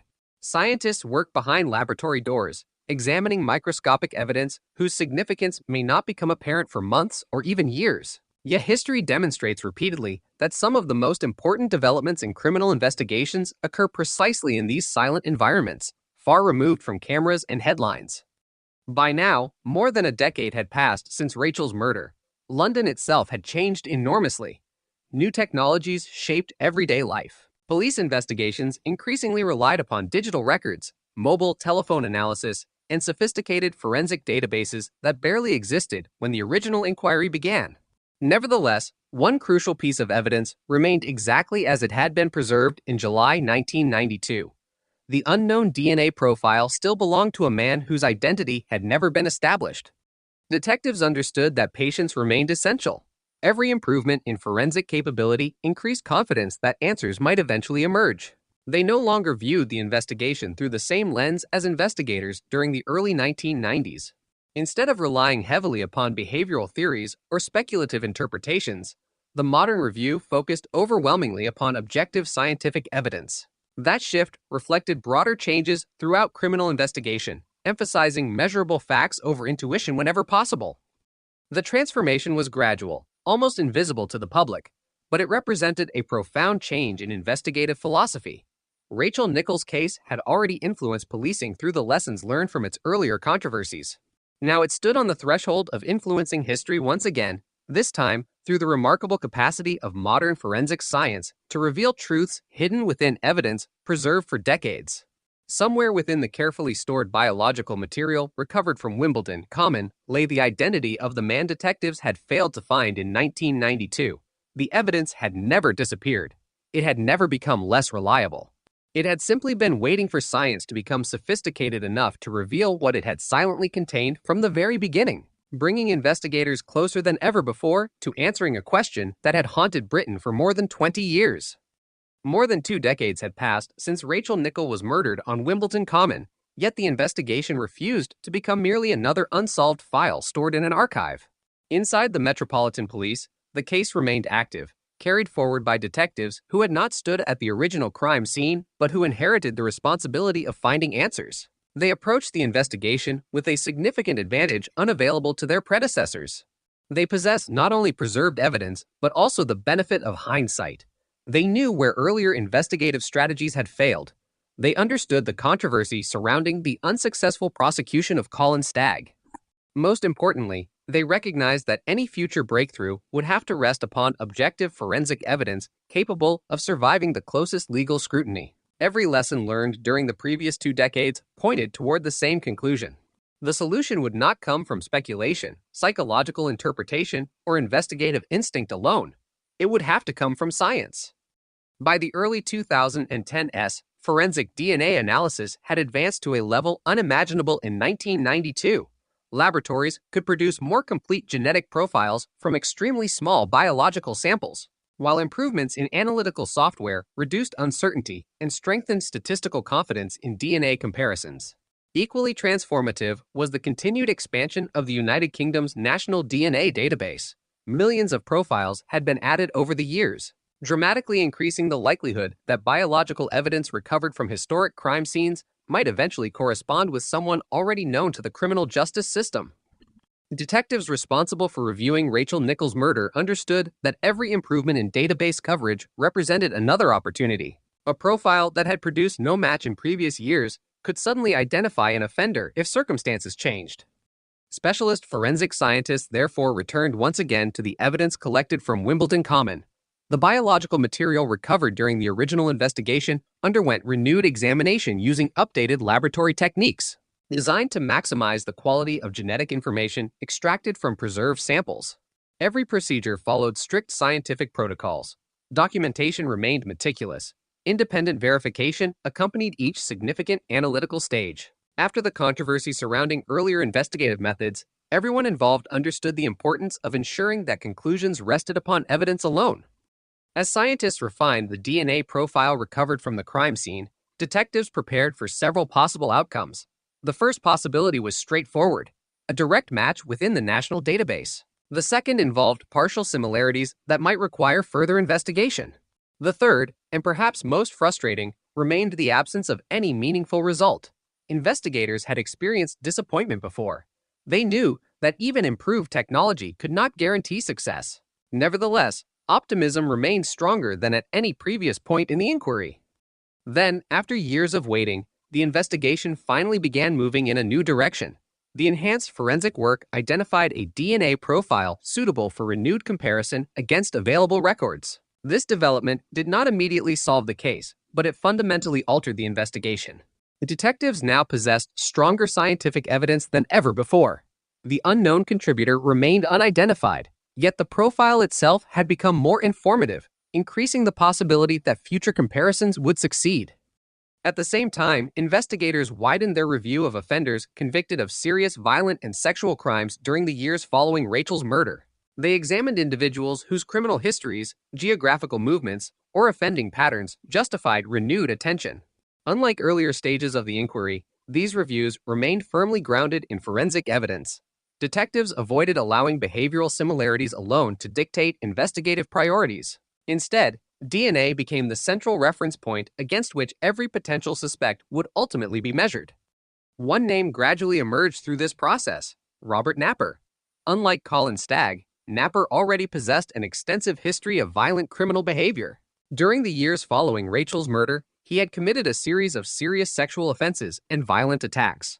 Most notably, he had later been identified as the man responsible for the 1993 murder of Samantha Bissett and her 4-year-old daughter Jasmine in southeast London. Following those crimes, Napper had been diagnosed with paranoid schizophrenia and detained indefinitely within a secure psychiatric hospital after legal proceedings concerning his mental condition. His history of violent offending and documented movements during the relevant period inevitably attracted renewed investigative attention. Importantly, detectives did not immediately conclude that Napper was responsible for Rachel's murder. They had learned the dangers of premature certainty. Instead, they approached the possibility systematically. Investigators reconstructed his known activities during the early 1990s, reviewed previous intelligence, examined archived investigative material, and, above all, sought forensic comparisons capable of either excluding or implicating him objectively. The significance of Napper's criminal background lay not merely in the seriousness of his offenses, but in the fact that biological samples relating to him were available for lawful forensic comparison. Detectives no longer depended primarily upon witness recollections or behavioral theories. They possessed the opportunity to compare preserved crime scene DNA directly against a known individual using scientific methods far superior to those available 20 years earlier. Laboratory scientists proceeded cautiously. DNA comparisons in major criminal investigations undergo exceptionally rigorous quality control because the consequences of error are profound. Multiple analysts independently reviewed results. Statistical calculations assess the probability of coincidental matches. Every stage required documentation capable of withstanding examination in court by forensic experts representing both prosecution and defense. Scientific certainty could not be assumed. It had to be demonstrated. When the comparison was completed, investigators finally received the breakthrough that generations of detectives had been pursuing since the summer of 1992. The DNA recovered from Rachel Nichols' murder matched Robert Napper. After more than 2 decades, objective forensic evidence had identified the unknown man whose biological material had remained preserved from the original crime scene. For investigators, the moment carried extraordinary significance. Yet despite the emotional impact of finally identifying a suspect, detectives continued proceeding with remarkable caution. They understood that establishing a DNA match represented a crucial milestone, not the conclusion of the investigation.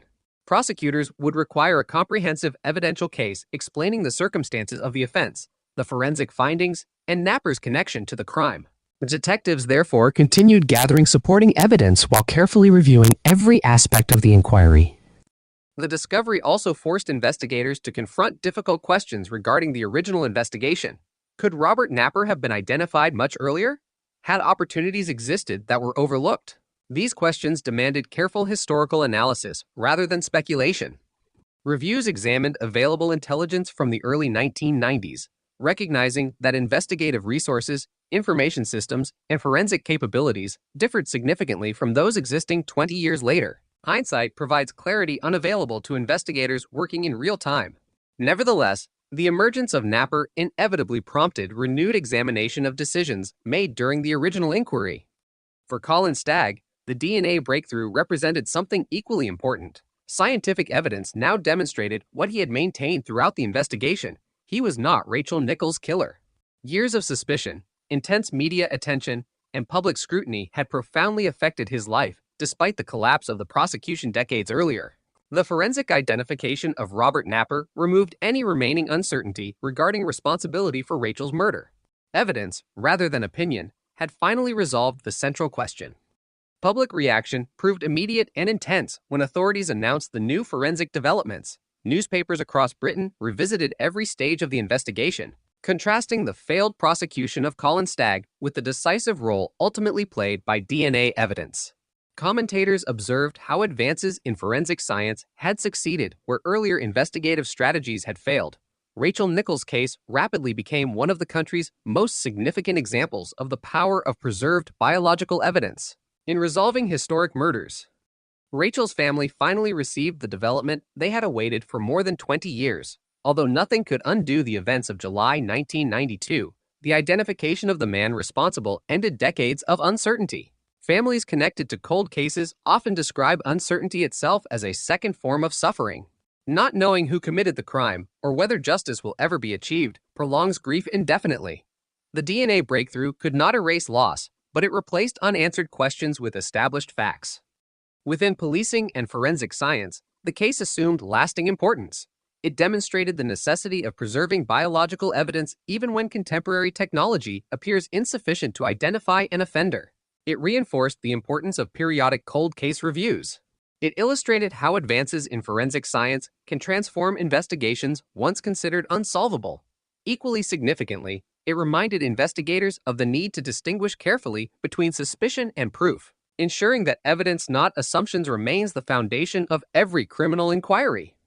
The long search for Rachel Nichols' killer had entered its final phase, not because memories had improved or because witnesses suddenly appeared after decades of silence, but because a microscopic fragment of biological evidence collected on a summer morning in Wimbledon Common had patiently endured the passage of time. For more than 20 years, it had contained the answer investigators sought. It had waded through public controversy, failed prosecutions, changing investigative teams, evolving technology, and countless reviews. At last, science had become capable of hearing what that evidence had been saying all along, opening the path toward the final legal chapter in one of Britain's most haunting murder cases. The DNA identification of Robert Napper transformed the Rachel Nichols investigation, but it did not immediately conclude the legal process. Detectives had finally answered the question that had dominated the case for more than 20 years, yet criminal investigations do not end with scientific certainty alone. Evidence must be assembled into a form capable of meeting legal standards. Prosecutors must evaluate whether proceedings are appropriate, and courts must determine how justice should be administered. In Napper's case, those questions carried additional complexity because of his established psychiatric history and his existing legal status following earlier violent offenses. Investigators therefore entered the final stage of the inquiry with the same caution that had characterized the forensic review. The mistakes of the past had demonstrated the consequences of moving faster than the evidence. This time, every decision would be measured carefully.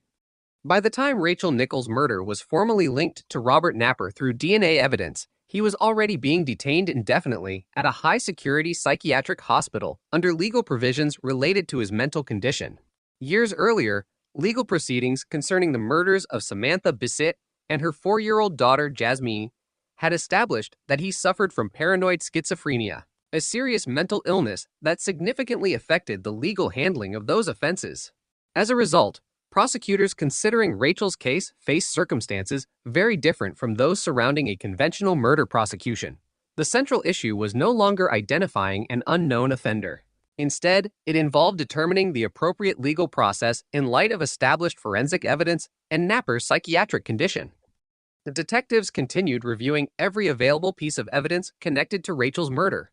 Although the DNA findings were compelling, investigators sought to present the strongest possible evidential picture. They revisited witness statements, reconstructed Napper's known movements during the relevant period, reviewed historical intelligence, and carefully documented how the forensic comparisons had been conducted. Every scientific conclusion required transparent explanation. The investigation had already become one of the most scrutinized homicide inquiries in British history, and prosecutors understood that every aspect of the case would receive intense legal examination. The renewed investigation also prompted extensive internal reflection within the Metropolitan Police. Senior officers acknowledged that Rachel Nichols' murder represented not only a forensic success, but also a painful reminder of investigative shortcomings during the original inquiry. Reviews examined how attention had become concentrated upon Colin Stagg, while the actual offender remained unidentified. These assessments were conducted not to rewrite history, but to improve future investigative practice. Criminal investigations inevitably involve uncertainty, yet the Rachel Nichols case demonstrated how confirmation bias, the tendency to interpret information in ways that reinforce existing beliefs, can influence even experienced investigators if sufficient safeguards are not maintained. Independent observers reached similar conclusions. Legal scholars, policing experts, and forensic specialists analyzed the investigation as a landmark case illustrating both the strengths and limitations of modern criminal justice. On one hand, The preservation of forensic evidence ultimately delivered the correct answer despite the passage of more than 2 decades. On the other, the failed prosecution of Colin Stagg highlighted the importance of ensuring that investigative theories remain continually tested against objective evidence rather than gradually becoming accepted as established fact. For Colin Stagg himself, the identification of Robert Napper represented long-awaited vindication. Although the prosecution against him had collapsed in 1994, public suspicion had lingered for years. His name remained associated with one of Britain's most notorious murder investigations, despite the absence of evidence proving his involvement. The eventual DNA identification of Napper fundamentally altered public understanding of the case. It demonstrated conclusively that investigators had pursued the wrong man. Stagg later received compensation following legal proceedings concerning the consequences of the failed investigation, though financial awards could never fully erase the personal impact of years spent under intense public suspicion. Meanwhile, Rachel's family prepared themselves for another legal process, one very different from the courtroom proceedings many had imagined during the early 1990s. After waiting more than 20 years for definitive answers, they now faced the prospect of hearing the evidence presented within the framework of proceedings involving an individual already detained because of severe mental illness. The emotional complexity of that situation cannot be overstated. Justice means different things to different families. For some, it is a lengthy prison sentence. For others, it is simply knowing the truth. After decades of uncertainty, Rachel's family finally possessed that truth, even if the legal outcome would not resemble the conventional murder trial once anticipated. When formal proceedings relating to Rachel Nichols' murder moved forward, prosecutors relied heavily upon the strength of the forensic evidence. DNA analysis had established a direct scientific link between Robert Napper and the biological material recovered from the crime scene. Unlike the investigative theories that had dominated earlier stages of the case, DNA evidence rested upon measurable scientific comparison rather than subjective interpretation. It provided the objective foundation investigators had lacked throughout the original inquiry. During the legal process, Napper admitted responsibility for the unlawful killing of Rachel Nichols on the basis of diminished responsibility, reflecting the accepted medical evidence regarding his mental illness. The court accepted that plea, resulting in a conviction for manslaughter by reason of diminished responsibility rather than murder under English law. He received a hospital order ensuring his continued detention within secure psychiatric care.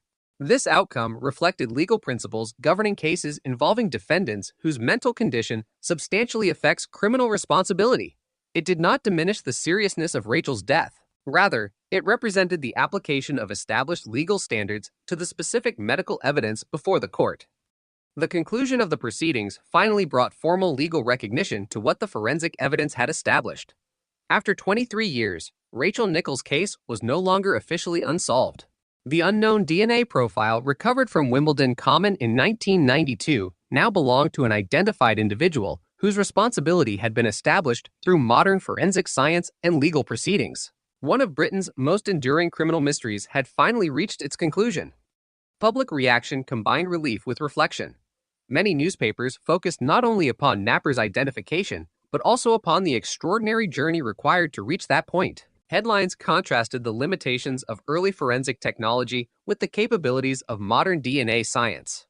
Commentators emphasized the importance of preserving biological evidence and revisiting unresolved investigations as scientific methods improve. Rachel Nichols' case rapidly became one of the clearest demonstrations that time does not necessarily weaken every criminal investigation. In certain circumstances, the passage of years can actually strengthen the search for truth by allowing science to develop beyond the limitations that existed when the crime occurred. Within forensic science, the investigation gained lasting significance. Laboratories cited the case when discussing long-term evidence preservation. Police training programs referenced it when emphasizing the importance of objective decision-making. Cold case units throughout the United Kingdom viewed the investigation as powerful evidence that historic murders should never be abandoned solely because immediate investigative opportunities have been exhausted. As long as evidence remains preserved, future technological advances may produce results impossible to achieve today. Yet alongside these positive lessons remained more difficult ones.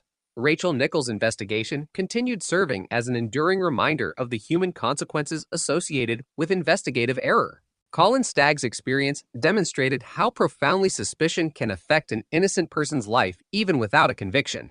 The case reinforced the importance of protecting legal safeguards designed to prevent prosecutions unsupported by reliable evidence.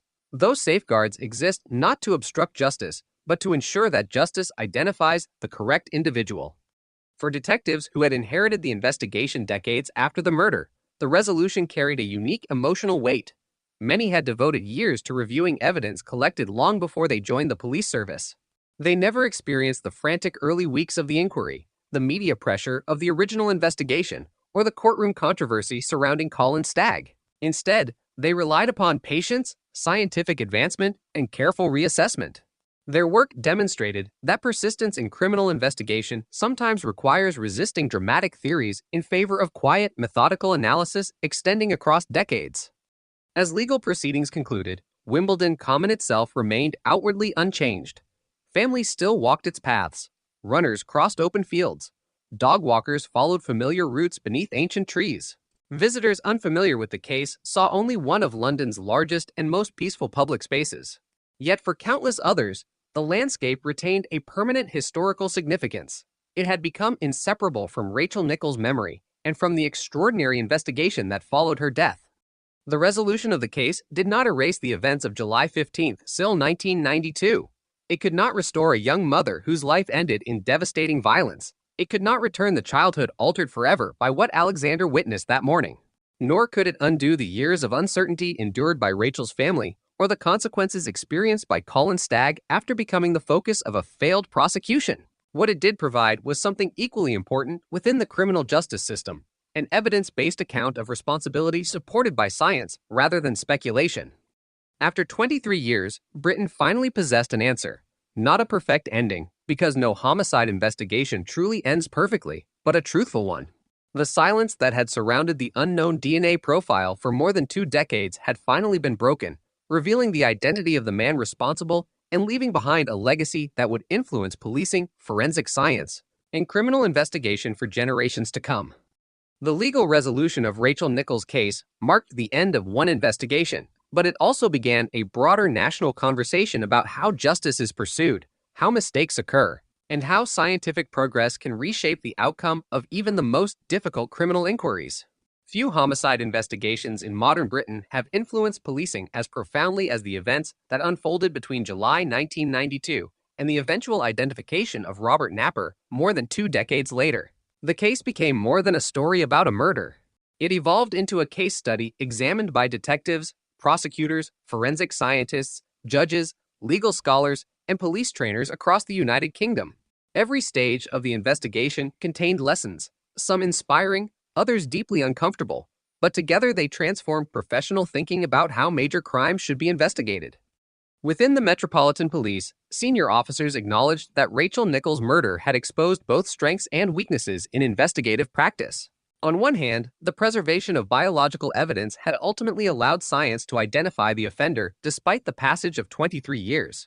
On the other, the original inquiry demonstrated how easily an investigation can become centered upon a single suspect before objective evidence fully supports that focus.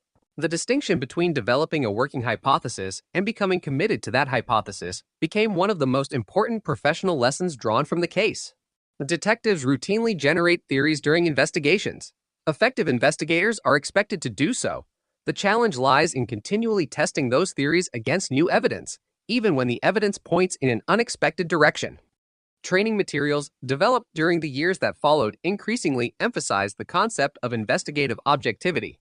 Officers were reminded that every promising lead must remain subject to challenge rather than acceptance. Evidence inconsistent with prevailing theories deserves the same careful attention as evidence appearing to confirm them. Rachel Nichols' investigation illustrated the consequences of allowing confirmation bias to influence decision-making. Once investigators become convinced they have identified the correct suspect, there is always a risk that ambiguous information will be interpreted through that assumption. Modern investigative procedures therefore place considerable emphasis upon peer review, supervisory oversight, and independent assessment designed to reduce the likelihood of such errors. The case also highlighted the changing role of criminal profiling within homicide investigations. During the early 1990s, behavioral profiling attracted considerable public attention and growing interest among investigators. Television programs, books, and high-profile criminal cases contributed to perceptions that psychological analysis could identify unknown offenders with remarkable accuracy. Rachel Nichols' investigation demonstrated both the potential value and the limitations of profiling. Behavioral assessments can assist detectives by suggesting investigative avenues or identifying patterns worthy of exploration. They cannot establish guilt. They are tools intended to support investigations, not replace forensic evidence or direct proof. Following the controversy surrounding the original inquiry, police services increasingly clarified the appropriate role of behavioral science within major investigations. Forensic science emerged from the case with enhanced public recognition. Long before Rachel Nichols' murder, DNA profiling had already established itself as a powerful investigative technique. Yet the extraordinary resolution of her case demonstrated something different. It showed that forensic evidence could continue producing results decades after a crime occurred, provided that investigators preserved exhibits properly and laboratories continued advancing scientifically. This realization strengthened support for comprehensive evidence retention policies throughout the United Kingdom.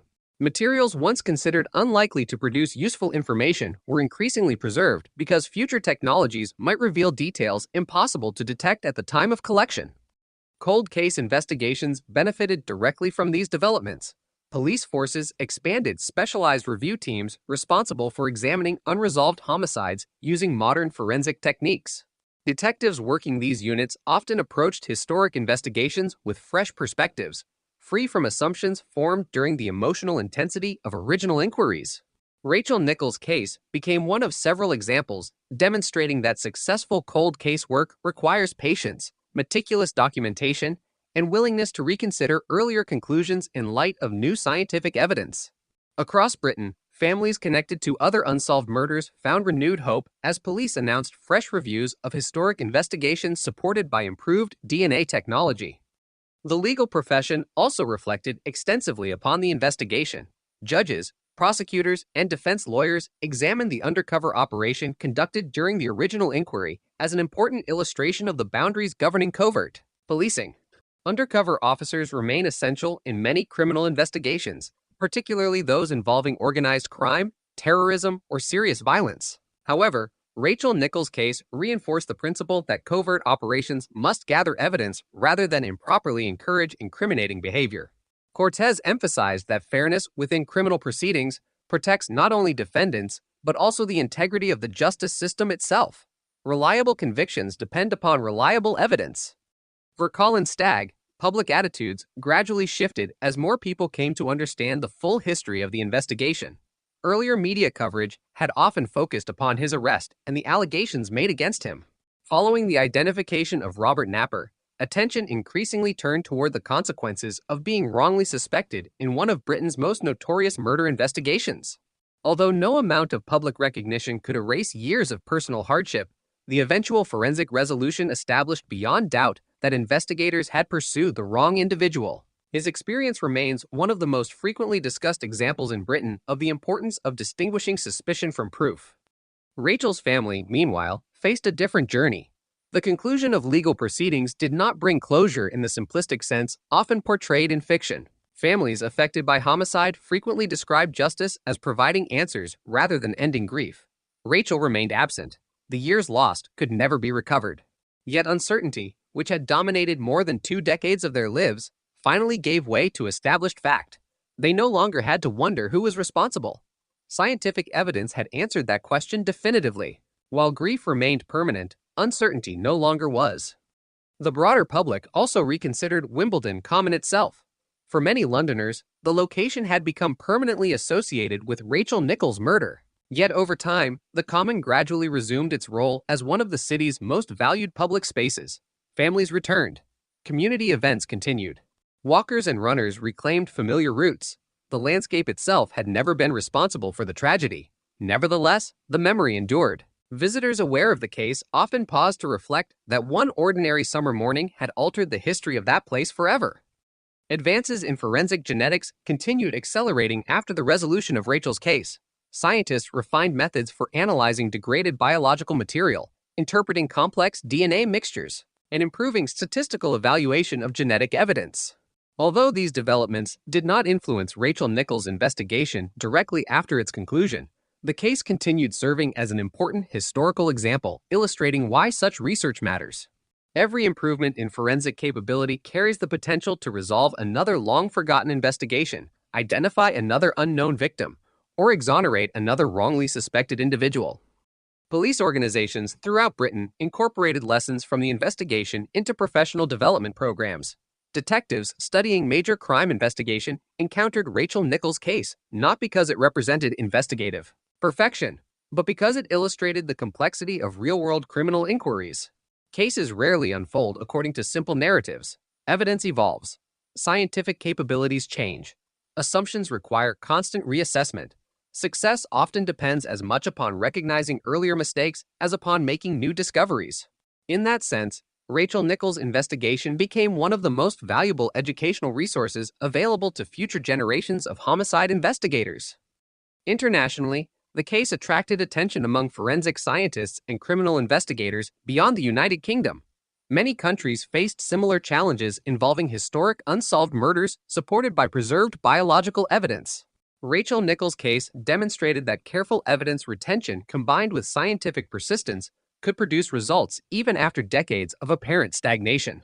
Conferences discussing forensic science, criminal investigation, and cold case methodology frequently reference the investigation as an example of how technological progress can fundamentally alter the prospects of solving long-standing crimes. Perhaps the most enduring lesson concerned patience. Modern audiences often expect immediate answers. Television dramas resolve murders within hours.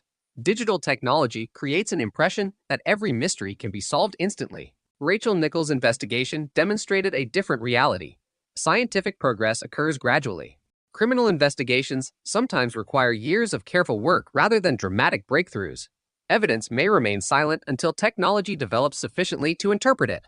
Justice, while delayed, can still emerge through persistence, discipline, and unwavering commitment to objective fact. The image that remained with Britain was not solely that of forensic laboratories or courtroom proceedings.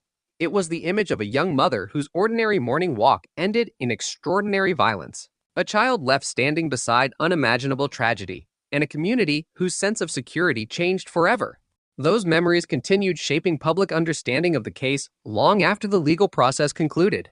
Rachel Nichols' name became permanently linked not only with one of Britain's most shocking murders, but also with one of its most significant demonstrations of the transformative power of forensic science. As the years continued passing, the investigation settled into history not forgotten, but remembered for reasons extending far beyond the crime itself. It stood as a reminder that justice depends upon more than determination.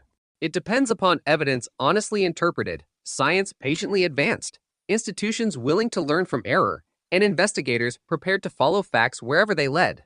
Those principles, strengthened by the long search for Rachel Nichols' killer, would continue influencing criminal investigations across Britain long after the headlines faded, ensuring that the legacy of one tragic summer morning reached far beyond Wimbledon Common and into the future of modern forensic justice. For many investigators, the Rachel Nichols case eventually became something more than a solved homicide. It became a timeline of how criminal investigation itself evolved across a generation. Looking back from the perspective of the 21st century, it is difficult to appreciate just how different policing, forensic science, and information sharing were on that July morning in 1992.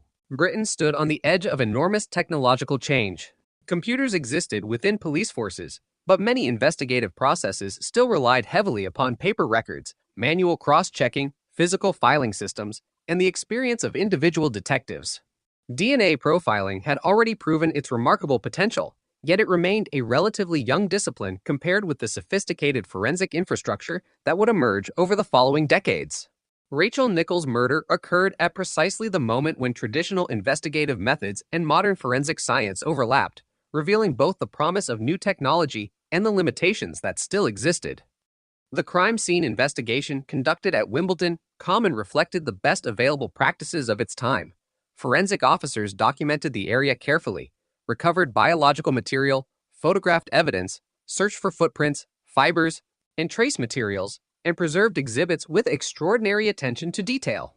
Those decisions proved invaluable. Had the evidence been collected less thoroughly or stored less carefully, later scientific advances would have had nothing meaningful to analyze. Although investigators in 1992 could not identify the unknown DNA profile, they recognized its potential importance. Their commitment to preserving that evidence became one of the defining reasons the case was ultimately solved.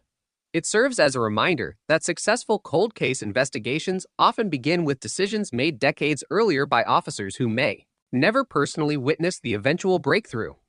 At the same time, the investigation demonstrated the enormous pressures associated with high-profile homicide inquiries. Detectives rarely work in isolation from public expectations. Every major development attracts media attention. Every apparent delay invites criticism.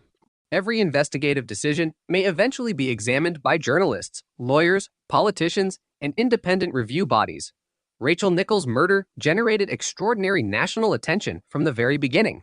The combination of a public location, a young child present at the scene, and the apparently random nature of the attack created intense emotional responses throughout Britain. Under those circumstances, investigators faced relentless demands for rapid results while simultaneously attempting to conduct an evidence-based inquiry. Balancing those competing pressures remains one of the most difficult aspects of modern homicide investigation. Another enduring lesson concerns the relationship between science and human judgment. DNA evidence eventually identified Robert Napper with remarkable precision, but science itself never conducted the investigation. Detectives determined which evidence should be submitted for analysis. Forensic scientists interpreted laboratory findings. Prosecutors assessed legal implications. Judges evaluated admissibility and legal responsibility. Every stage required human decision-making informed by professional standards.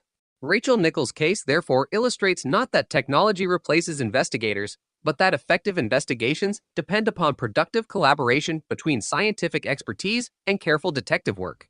Neither discipline succeeds alone. The investigation also accelerated discussion surrounding evidence preservation.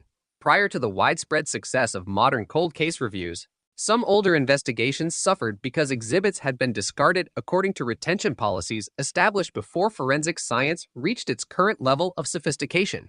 Rachel Nichols' case demonstrated the opposite outcome. Careful preservation allowed future generations of scientists to examine material collected years earlier using technologies unavailable at the time of the offense. Police services increasingly recognized that biological evidence might retain investigative value indefinitely. Storage facilities expanded. Retention policies evolved. Detectives investigating serious offenses became even more conscious that evidence collected today may solve cases decades into the future. Legal professionals likewise studied the case extensively. The failed prosecution of Colin Stagg reinforced long-standing principles governing criminal procedure. Cortez must evaluate not only whether evidence appears persuasive, but also whether it has been obtained fairly and lawfully. Undercover policing remains an essential investigative technique, yet Rachel Nichols' case highlighted the importance of maintaining clear boundaries between observation and inducement. Judicial scrutiny of undercover operations became increasingly rigorous following the controversy surrounding Operation Edsel. Investigators continued employing covert tactics where appropriate, but with heightened awareness that improperly obtained evidence may undermine even the most determined investigation. Within academic circles, psychologists examined the investigation through the lens of cognitive bias. Confirmation bias, tunnel vision, and decision-making under uncertainty became recurring themes in professional literature discussing the case. Criminal investigations require detectives to develop theories explaining available evidence. Problems arise when those theories become resistant to contradictory information. Rachel Nichols' investigation demonstrated how sincere, experienced investigators can gradually become convinced of a suspect's guilt despite the absence of conclusive forensic support. Modern investigative training therefore increasingly emphasizes structured decision-making, peer review, and continual reassessment of assumptions. The objective is not to eliminate human judgment, an impossible task, but to strengthen safeguards against predictable psychological errors. Media coverage also underwent significant reassessment. During the early 1990s, newspapers and television broadcasts frequently relied upon anonymous investigative sources, speculation regarding suspects, and dramatic interpretations of developing evidence. As later forensic findings fundamentally altered public understanding of Rachel Nichols' murder, many commentators reflected upon the responsibilities accompanying crime reporting. Public interest in serious criminal investigations remains entirely legitimate. Yet premature conclusions may affect innocent individuals, influence witness recollections, and shape public opinion long before evidence has been tested within legal proceedings. The case encouraged broader discussion regarding responsible reporting during active investigations. For forensic scientists, Rachel Nichols' murder represented one chapter within a broader revolution transforming criminal justice worldwide. Throughout the late 20th and early 21st centuries, advances in genetics fundamentally altered homicide investigation. Techniques capable of analyzing minute quantities of biological material expanded opportunities not only to identify offenders, but also to exonerate innocent individuals. Cases once regarded as permanently unsolved re-entered active investigation. Wrongful convictions established before the widespread use of DNA evidence underwent renewed examination. Rachel Nichols' case occupied a unique position within this transformation because it demonstrated both sides of forensic progress: the eventual identification of the true offender and the definitive exclusion of the wrong suspect.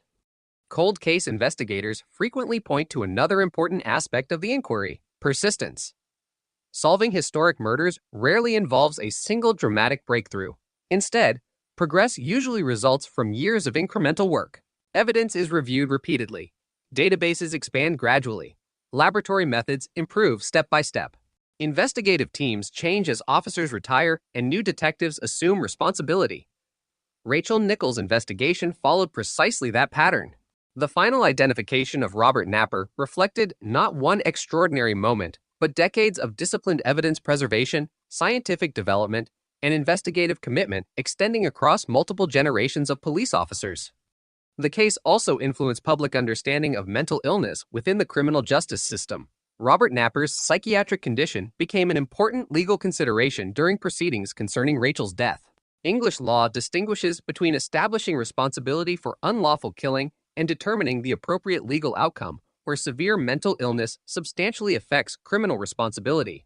Public discussion surrounding the case often highlighted these distinctions, emphasizing that recognition of serious mental illness does not erase the suffering experienced by victims or diminish the gravity of violent offenses. Rather, it reflects legal principles governing how responsibility is assessed within specific medical circumstances. Rachel Nichols herself remained at the center of every discussion, despite the many investigative, scientific, and legal issues surrounding the case. Friends, relatives, and those who remembered her consistently emphasized that behind every forensic breakthrough stood the life of a young woman whose future ended abruptly on an ordinary morning walk with her son. It is easy, particularly in famous criminal investigations, for public attention to shift toward detectives, suspects, or courtroom proceedings. Rachel's family repeatedly reminded observers that the investigation existed for one reason alone: because a 23-year-old mother had been violently killed, leaving loved ones to endure decades of unanswered questions. Alexander's presence at the crime scene also remained one of the investigation's most haunting elements. Although he was physically unharmed, his survival profoundly influenced public perception of the case from the very beginning. Detectives, journalists, and members of the public alike found it impossible to separate the brutality of the attack from the knowledge that a small child had witnessed its aftermath. That image became permanently embedded within Britain's collective memory of the case, reinforcing why Rachel Nichols' murder continued resonating so powerfully long after countless other investigations had faded from public consciousness. Ultimately, the Rachel Nichols investigation became a story about truth emerging through patience rather than speed. It demonstrated that justice sometimes depends upon preserving questions until science becomes capable of answering them. It reminded investigators that confidence must always remain subordinate to evidence. It showed families connected to other unsolved murders that time alone does not necessarily destroy hope. And it established one enduring principle that continues guiding homicide investigations today: evidence, when protected carefully and examined honestly, can continue speaking across decades, revealing truths that no witness remembers, no suspect admits, and no investigator could discover until science finally catches up with the silent testimony left behind at the scene of a crime. Long after the court proceedings had concluded and the headlines announcing the identification of Robert Napper had faded from newspaper front pages, the Rachel Nichols case continued to resonate in a way few criminal investigations ever do. Some cases are remembered because of the violence of the crime itself. Others are remembered because of the person responsible or the legal precedent they establish.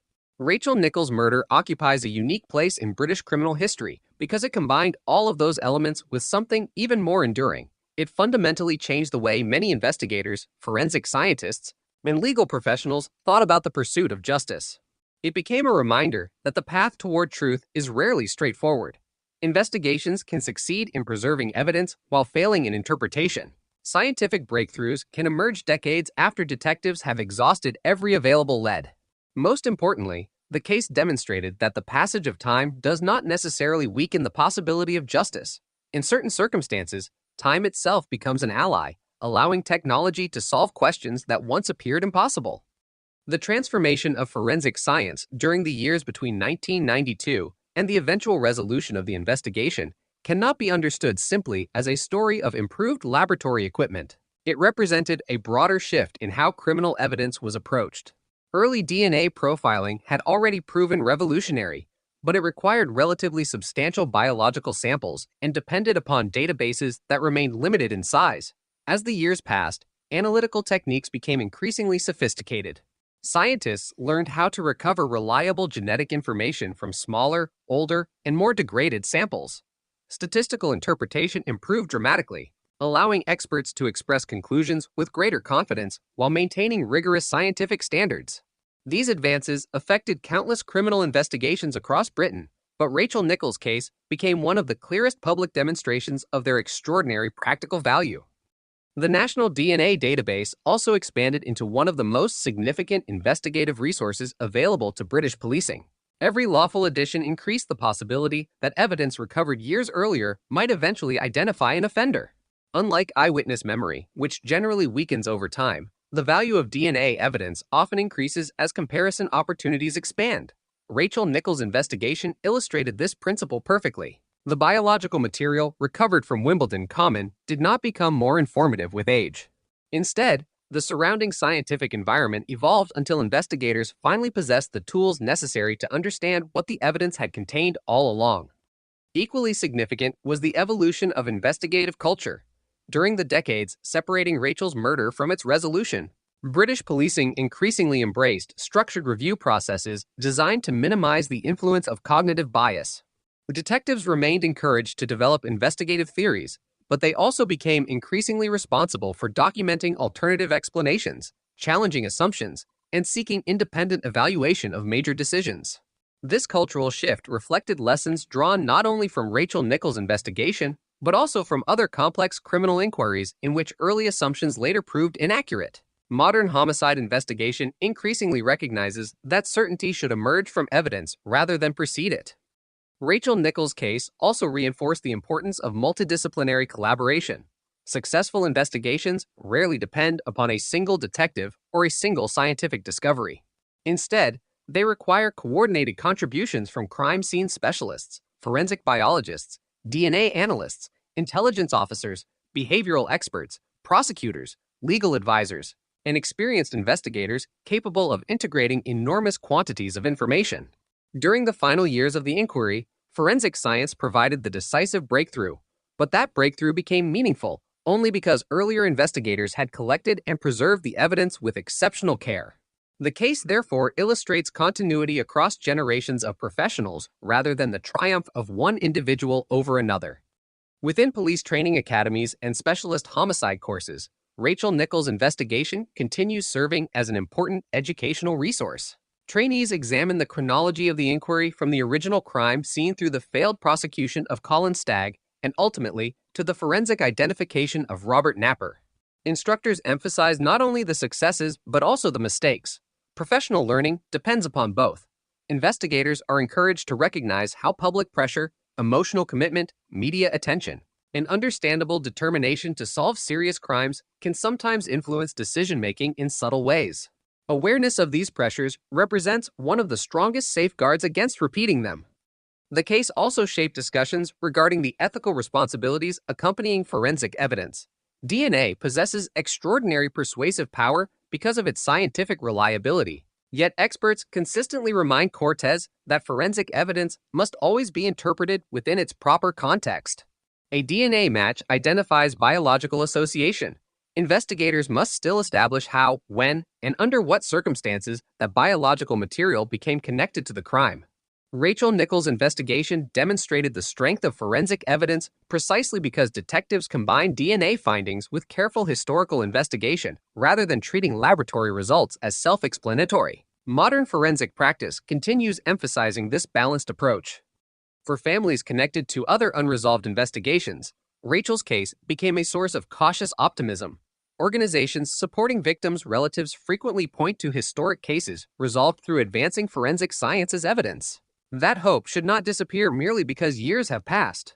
Every preserved exhibit represents potential.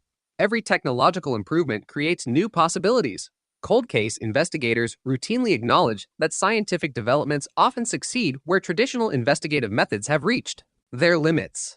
Rachel Nichols' murder became one of Britain's most compelling examples of that principle. Public memory of the case also evolved over time. During the early years, discussion centered primarily upon the shocking nature of the murder and the controversial investigation. Following the identification of Robert Napper, attention gradually shifted toward the remarkable role played by DNA evidence and the broader lessons learned. Documentaries, books, and academic analyses increasingly examined the investigation as an example of institutional learning rather than simply institutional failure. This distinction matters. The willingness of organizations to examine difficult experiences honestly often determines whether similar problems recur in the future. Wimbledon Common itself quietly reclaimed its identity as one of London's most treasured public spaces. The thousands of people who cross its paths each week often do so unaware of the history beneath their feet. Others remember exactly why the location became known throughout Britain. Memorials associated with criminal investigations rarely consist solely of physical objects. Sometimes they exist within collective memory, attached permanently to landscapes whose appearance remains unchanged while their meaning evolves. Wimbledon Common became one such place. The trees continued growing. Seasons continued changing. Families returned year after year. Yet for many, the memory of Rachel Nichols remained inseparable from the landscape itself. Rachel's legacy extends beyond criminal justice. Her case prompted conversations about public safety, media responsibility, investigative ethics, scientific innovation, and the treatment of families affected by violent crime. Each discussion reflects a different aspect of the investigation, yet all originate from the same tragic event that unfolded on a quiet July morning. Behind every procedural lesson stands the life of a young woman whose future ended unexpectedly, leaving those who knew her to navigate decades of grief while the search for answers continued. The investigation also demonstrated an often overlooked truth about justice. Resolution and healing are not identical. The identification of Robert Napper answered the central factual question surrounding Rachel's death. It established responsibility through objective forensic evidence and completed the legal process according to English law. Yet no investigation, however successful, can reverse the consequences of homicide. Families continue living with absence. Communities continue remembering. Investigators carry experiences from difficult cases throughout their careers. Justice provides accountability, but it cannot restore what violence has taken away. Looking back across more than 2 decades of investigation, one image remains particularly powerful. On the morning Rachel Nichols was killed, forensic officers collected biological evidence with professionalism and care, despite having no way of knowing whether contemporary science could ever identify the person who left it behind. They preserved that evidence because experience taught them that unanswered questions deserve future opportunities. Years later, scientists working in laboratories far removed from Wimbledon Common extracted answers from the very same material using techniques unavailable to those original investigators. The connection between those two moments, one at the crime scene, one decades later in a forensic laboratory, captures the essence of the entire investigation. Justice did not arrive because luck suddenly intervened. It arrived because evidence was respected, preserved, and revisited until science became capable of revealing its full significance. Rachel Nichols' murder therefore occupies a lasting place in the history of British criminal investigation. It reminds future generations that every exhibit collected today may become decisive tomorrow. It demonstrates that humility remains essential in detective work because early conclusions can later prove mistaken. It confirms that forensic science continues evolving in ways impossible to predict fully. Above all, it affirms that truth possesses remarkable endurance. Human memory fades. Public attention shifts. Investigators retire. Technologies become obsolete. Yet carefully preserved evidence retains its silent integrity. waiting patiently until the day when knowledge finally becomes sufficient to uncover the story it has been holding since the very beginning. When historians of British criminal justice look back on the Rachel Nicholl investigation, they often describe it not as a single case, but as several distinct investigations unfolding across different eras. The first belonged to the frantic days immediately following the murder, when hundreds of officers searched Wimbledon Common, interviewed witnesses, and believed the offender might be identified within hours or days. The second emerged as public pressure intensified, leading detectives toward controversial investigative strategies and ultimately to the unsuccessful prosecution of Colin Stagg.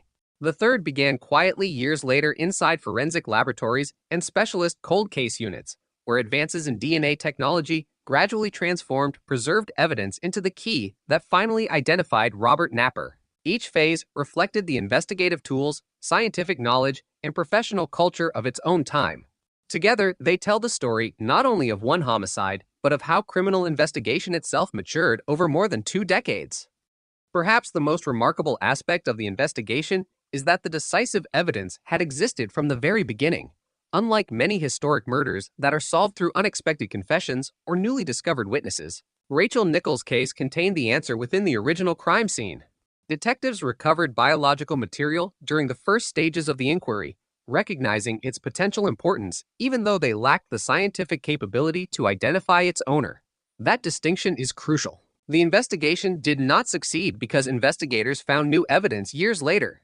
It succeeded because earlier investigators preserved existing evidence carefully enough for future generations of scientists to analyze it more effectively. In many ways, the officers working on Wimbledon Common in July 1992 unknowingly contributed as much to the eventual solution as the forensic specialists who later completed the DNA comparison. This continuity across generations illustrates one of the defining strengths of modern forensic investigation. Criminal cases do not belong exclusively to the detectives who first investigate them. Evidence can pass from one generation of investigators to another, carrying unanswered questions forward until knowledge advances sufficiently to resolve them. Rachel Nicholl's case demonstrated this principle with extraordinary clarity. Officers who had never met Rachel, never visited the original crime scene, and never participated in the early investigation ultimately played essential roles in identifying the offender. Justice became a collective achievement extending across decades rather than the accomplishment of any single individual or investigative team. The investigation also altered public understanding of cold cases.